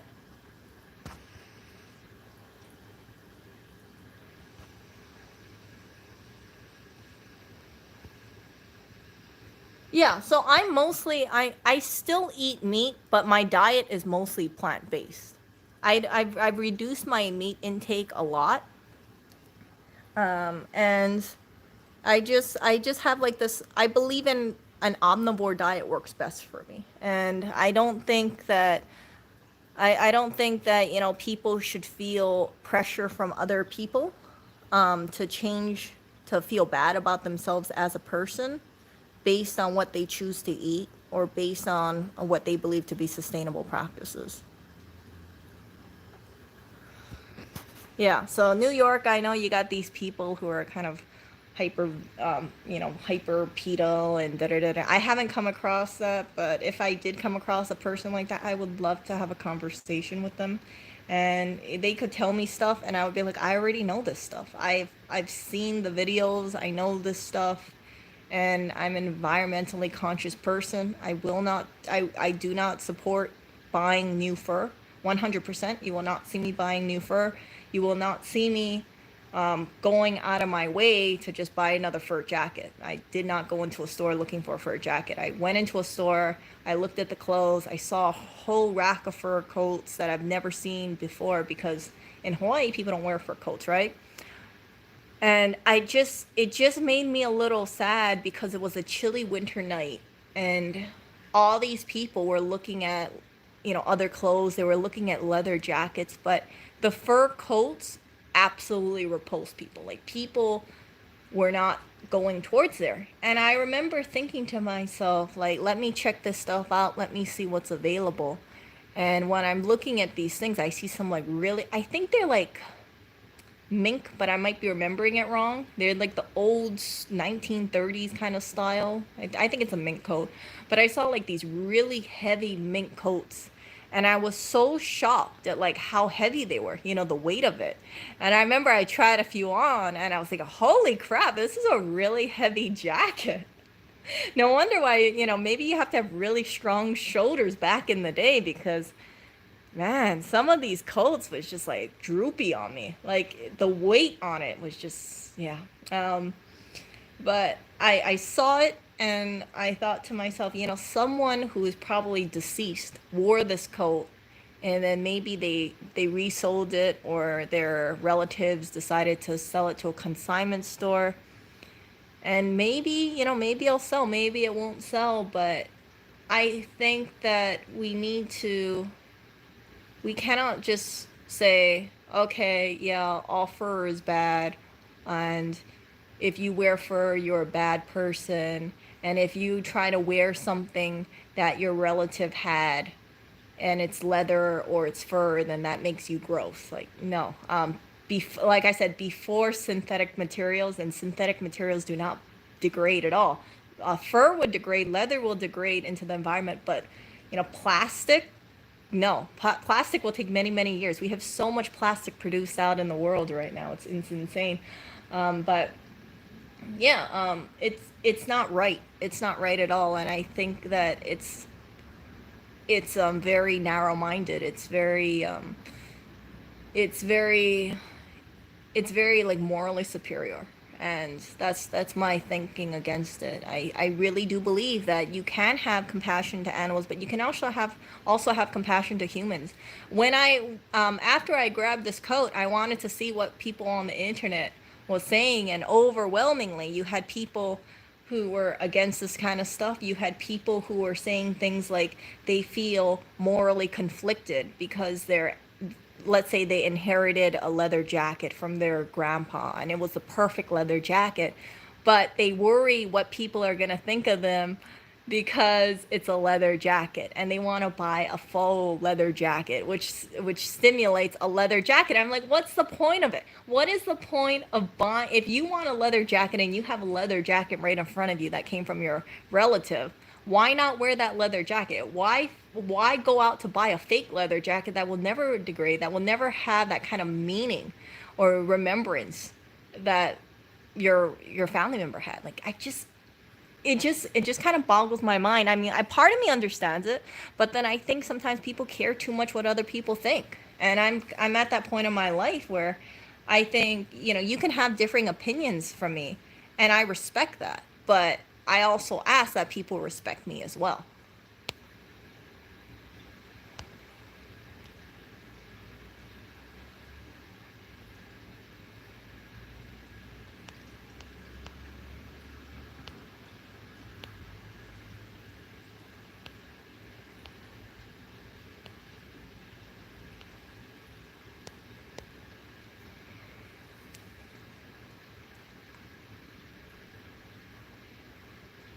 So yeah, if someone wore a leather jacket on the street and it was kind of apparent to me that they weren't doing it for a status symbol, I would not really care. You got some people who will wear something like Arctic Fox or the expensive stuff like that. Isn't really my jam.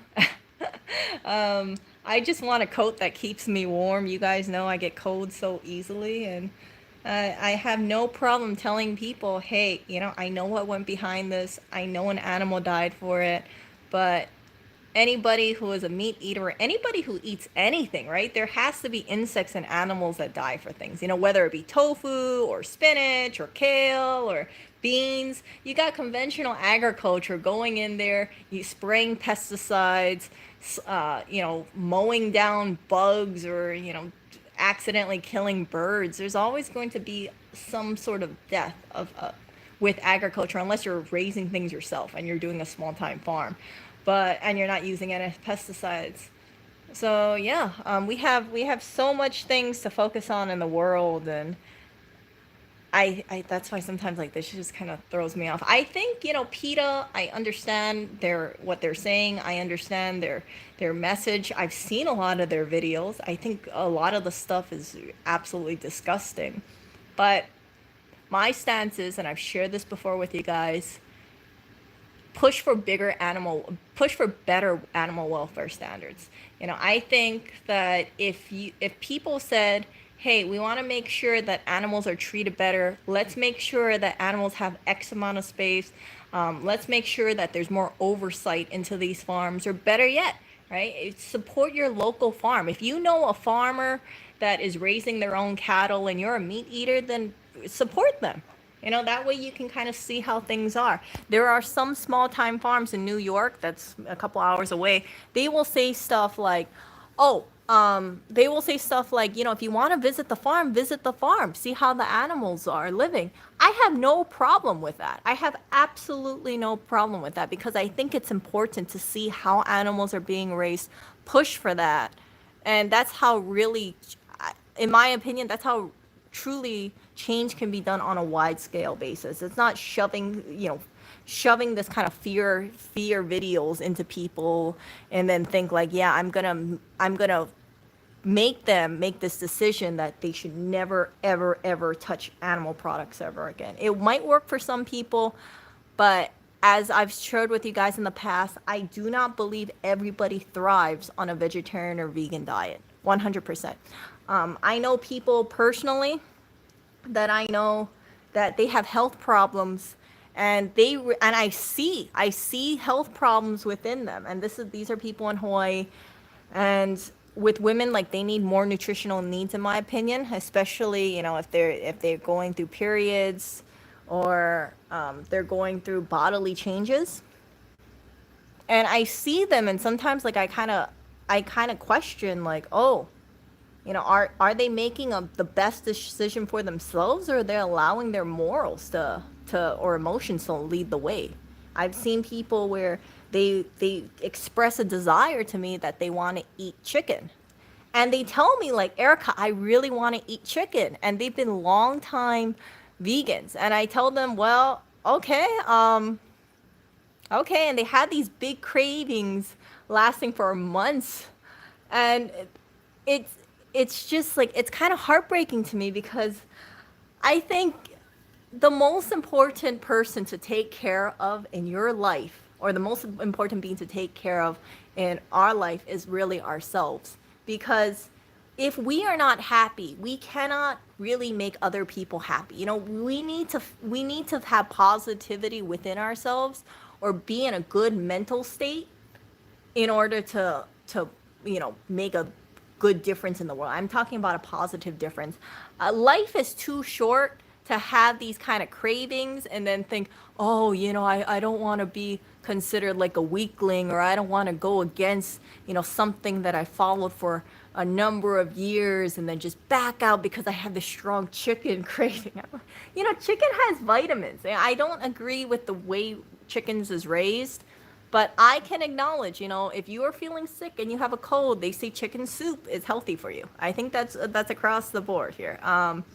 There've been studies on it. It's soothing to you, and it just saddens me when I see people and they just like talk themselves out of things, or they guilt trip themselves out of things, or they think that they're not a good person because they have a meat craving.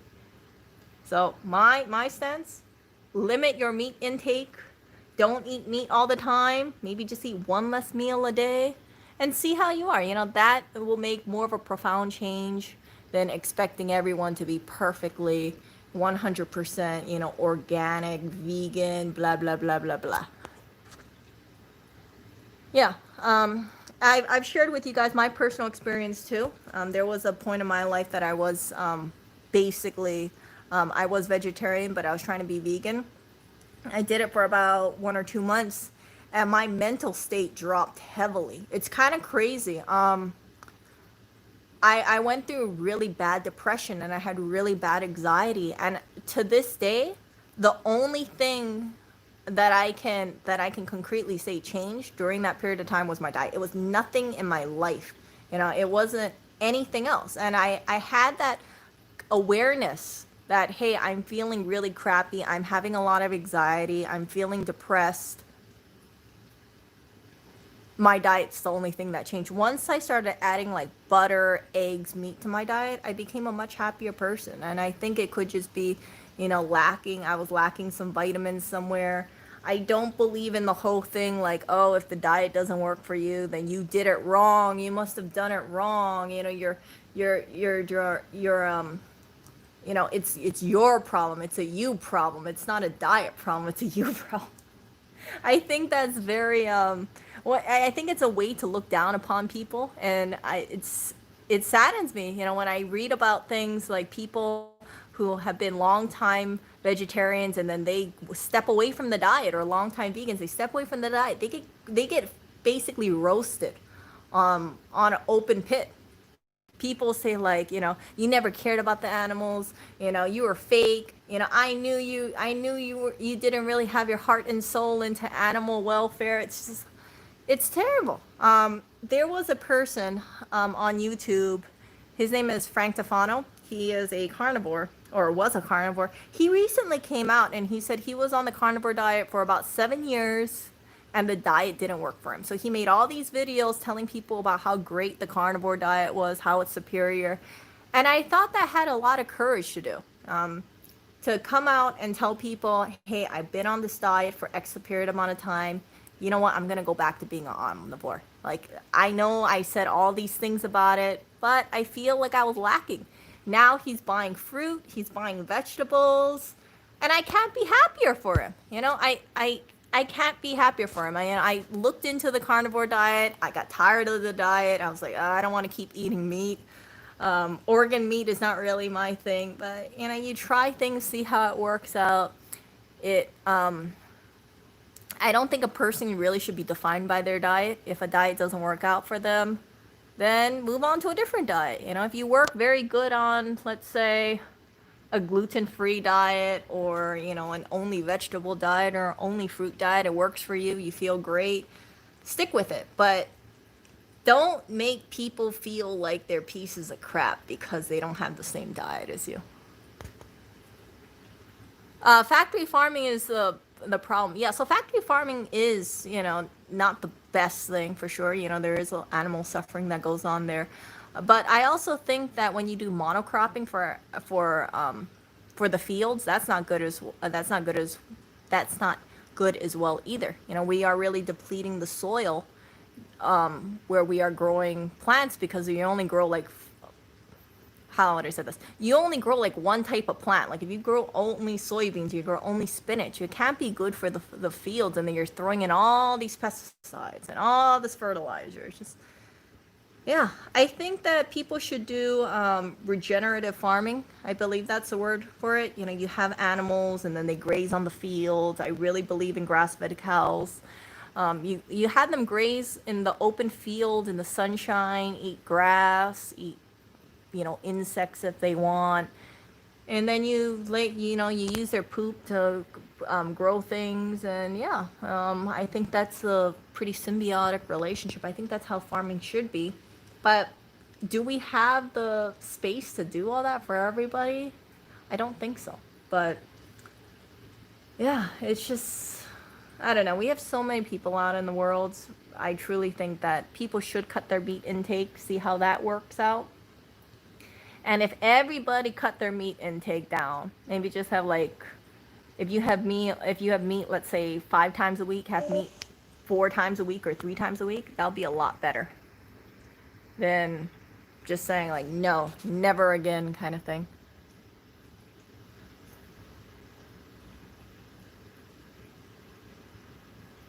Yeah. Yeah, so like even like Asian cultures, right? Asians, like in Japan, right? They eat fish, they eat vegetables. They have a pretty, I think, kind of think of it as like a healthy diet. You don't have too much meat, you don't have too much vegetables. It has a good balance to it. I think that's what people, it's good. I don't believe in having things like all fruit or all vegetable diets. I think that there might be a blind spot somewhere. Some people, right, they believe in only drinking smoothies. They say like, you just need to eat fruit all the time, and fruit has all the things that you need, and you don't need protein. You can just drink smoothies every single day and you'll be good.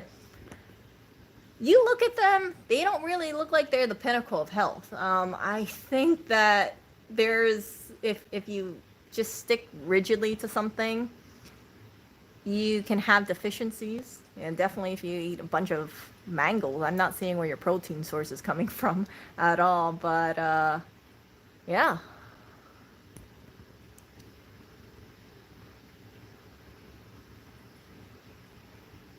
Yeah, so they eat fish, but they don't eat like beef meat too much. But like, yeah, like in Hawaii, right? People fish a lot. You're surrounded by oceans. We still eat meat, but it's not heavy meat intake. I think we have more people eating fish. But do what makes you feel best. Try all these different diets, see how it works for you. Personally, I feel like I do best on high fat, low carb, and I feel more on point that way. Um, but yeah, if I eat too much carbs, I feel bloated. I don't like that. Well, you know what? Technically, anything with two eyes and a heart and that was born, anything with two eyes and a heart could be considered meat. Or anything that had a mother could be considered meat, right? Like an oyster. Yeah. Actually, wait, no, insect is not. I don't know. Okay, I don't know. Like anything. You get what I'm saying, though. You get what I'm saying. Yeah, because I I'm kind of at a like a flying bug would not be considered meat though. I don't think you consider that insect meat, like grasshopper meat. right? You would just consider that like fried grasshopper. I know some people have eaten grasshoppers. I've tried deep fried grasshoppers. I've tried mealworms, the little novelty kind of thing. I've tried that. Um, I've tried silkworm larvae. I did not like that at all. But hey, you know what? If another culture eats it, I'm willing to try it. I'm willing to see how insect protein is. I was not a fan of it, but I can at least say I tried it and it did not jive well with me. Okay, okay. Yeah, I guess.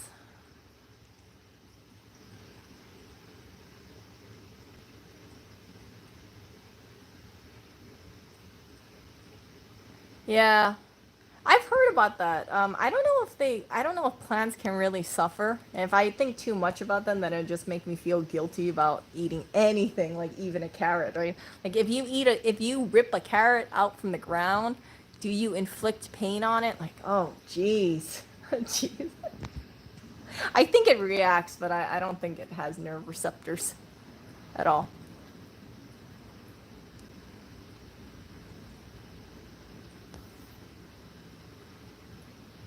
Bread and lard, really? Some people have really good genetics. Really good genetics. I personally do not think I could survive very well eating bread and lard at all. I think I'd be kind of miserable eating that. But yeah. Uh yeah, I gotta take care of George. I don't know what's wrong with him. I'm not a I'm not, I don't have um a good I don't have a really big green thumb, so I don't know how to take care of George, but I hope he's okay. So anyway, yeah, I stand by my message. Try diets, try different diets, eating regimens, see which makes you feel the best. But whatever you do, if you feel that you are getting negatively impacted by a diet, let's say, like even if you're eating meat all the time, right? There's that person who was on the carnivore diet. He recently walked away from it. He's omnivore now. Then just make sure that you're cognizant about how you feel, inside. Not about what morals and ethics or what people try to preach and things like that. I think it's important to keep that in mind, but health is something that is priceless and life is too short to just feel bad or about oneself trying to make a good nutritional choice. I definitely don't support things like cannibalism. In case anyone thinks like, oh, so is Erica saying try no, no. But try all these different diets if you want: gluten-free diet, vegan, vegetarian, carnivore, keto.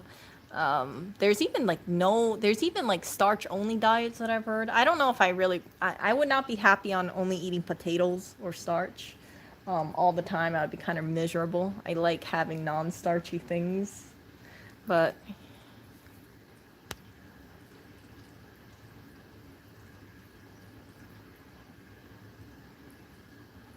no, no, no.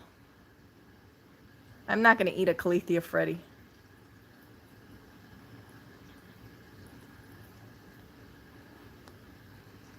Yeah, but I also think that if and the other thing too is that I think that for meat eaters, it's very important. Like if you are a meat eater, it's very important to be respectful for other cultures as well. I know they say some cultures they don't believe in eating cows, and then Americans are like, oh, but we always eat cows, right? But in, let's say, other countries, they eat things like whale. I've never tried whale in my life. I think whale hunting's a little barbaric, but you know what? If someone said, "Do you want to try whale meat?" I would try it. I would try it because I would have an open mind and I would say, "Let me see how this thing tastes." Let me see how people in those kind of countries, what they ate. Very important to just be kind of respectful for cultures, especially traditional foods. There's this one dish that I heard in Alaska. They'll kill like 100 birds, and then they'll let them ferment or stay under seal. Seal. seal blubber or something like that, seal skin, for a couple months, I think. It's an Alaskan thing, I think, but I might be remembering it wrong. And I remember thinking to me, like, who the hell would capture 100 tiny birds, basically like finches, put them into a seal belly or seal pelt, and then just let it rot for X amount of time and then eat that? And I was originally repulsed by it, but you know what? If I had the opportunity to try that thing, I would try it. I would try it, and I would share with you guys what I think about it, because I can understand that, hey, if even if it doesn't happen in the US, I really should open my mind and see how other people live. I don't want to be one of those kind of imperialistic people, in a sense.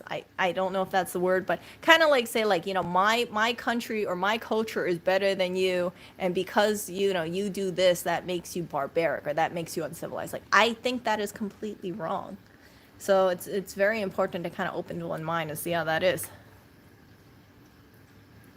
If I, yeah, I've heard about that.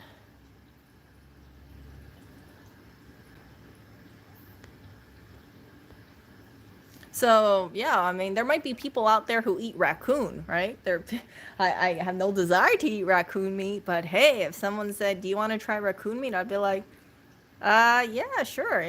I would try a little, assuming it's safe to eat. If it's the only thing I would not try would be fugu. You know that puffer fish one. I would not try that one because there's a chance of me dying if I eat that.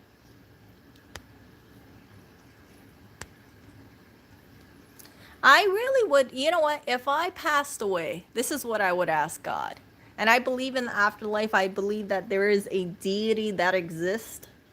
I would ask God this. I would ask God, why did you make why did you make animals not poisonous altogether? And the reason why I would ask that is I would tell him, or her, I would tell him, like, oh, I'm just very curious to know, because you got some animals that are poison and then humans don't eat them, like poison dart frogs kind of thing. But then for the animals that people eat, they don't have any poison within them. So maybe there would have been a chance that people would have been vegan or vegetarian. But because they don't have poisonous meat or poison receptors or so, it led them to become game for people to hunt and it sustained them.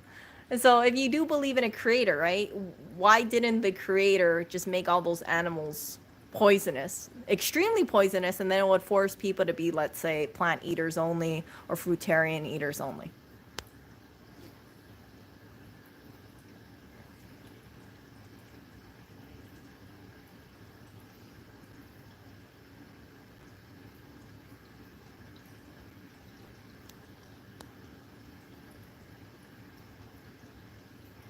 Because I know some people would say, some people's answer to that would be, well, if God didn't want to us to be meat eaters, then they would have made meat tasty, right? People eating tasty animals, kind of thing. And I'm kind of thinking, like,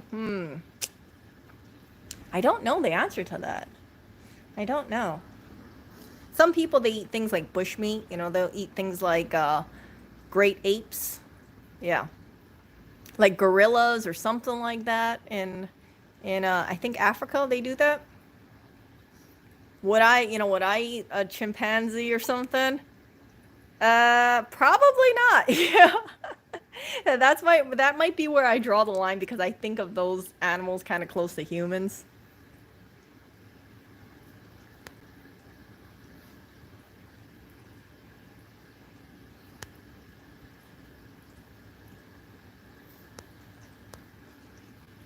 Yeah, that's the only one. I don't want to end up with like some kind of brain disease. I forgot, like kuzu or something like that. There's a name for it, like a prion disease. That if you're a cannibal, like, yeah, yeah. But there's some people who do eat bush meat. I wouldn't take the chance on that if it's a little too close. But yeah, yeah. Talking about that kind of stuff, I do draw the line at certain, like, traditional medicine stuff. So, for instance, right, I knew a person who was in Hawaii and they had really bad health issues. So, they went over to a Chinese herbalist, and the herbalist told them, oh, you need to eat dried seahorses. And they were telling me, like, I might be remembering wrong, but they were telling me something like seahorses is like $900 a pound. And I was thinking to myself, what the hell? Like $900 a pound for a bunch of like dried seahorses? I don't know what they did with it. I don't know if they made it into a soup or what. But then they told me this. They said, oh, yeah, the other thing that is good to eat is turtle. And I said, turtle? And they said, yeah, turtle is very good to eat. And they told me, okay, they told me, they said, the bigger the turtle, the more powerful it is. And I said, the more powerful it is. Wait, hold up. What do you mean by that? And they told me, they said, yeah, they know people who catch sea turtles, endangered Hawaiian sea turtles. And the whole idea behind that is that the sea turtle has more power, so it has a more healing effect on them. And I was just like, what the fuck? Like, there's some things where I really, I heard about this and I was just like, now, is this true or not? I can't say for a fact, but it just blew my mind where, you hear stories about people who say like, yeah, there are people who go out there and they catch endangered sea turtles thinking that it'll be the cure all for all these diseases. And you hear the same thing about, tigers and whatever, pangolin and blah, blah, blah. Chinese traditional medicine, I think some of it does work, but once they start going into the endangered animals, that's where I draw the line. Like I would not want to, like rhino horn kind of thing. Like that kind of stuff makes me really sad. Yeah. So, from what I hear, and I know people who go diving, right? And they tell me, they say, Erica, the Hawaiian sea turtles are super friendly. They'll go up to you sometimes, and then they'll, you know, they they want you to kind of pet them or remove the algae or something like that on their shells. So they're super friendly. And to think like, man, sometimes these sea turtles might go up to people, and then these people, what they think is they say, oh, look, it's a great source of healing. They'll take the turtle out from the ocean and then just chop them up, thinking that they will have these, great health benefits from eating a turtle. And it just saddens me. It just saddens me to know that people do that kind of stuff.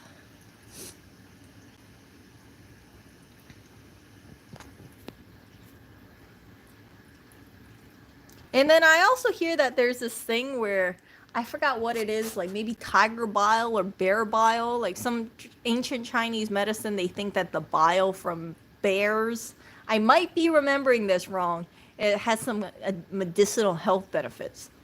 I was like, really? Freaking, what the hell is all this stuff? This weird stuff that goes on. So yeah, it just I and yeah, it just blew my mind when I heard that kind of stuff. It's strange. But I really hope in that I hope that Chinese traditional medicine, all this endangered species stuff, I hope this stuff goes away. I really hope this stuff goes away over time. I don't think it will, because you'll have people who say like, I need to eat, tiger this so I can be, I can have a lot of stamina and blah, blah. For frick's sake, it's not. Or like, hey, maybe if I eat some endangered white rhino cartilage, then I'll grow taller. I don't know. It's some weird, like I think it's like kind of grasping at straws in some regard. Yeah, pre-medicine medicine stuff. I draw the line when it comes to that kind of stuff, for sure.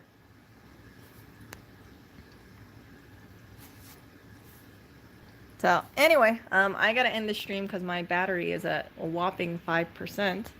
So I will talk to you guys later, and yeah. Oh my goodness. Oh, my laundry's still waiting for me. See ya.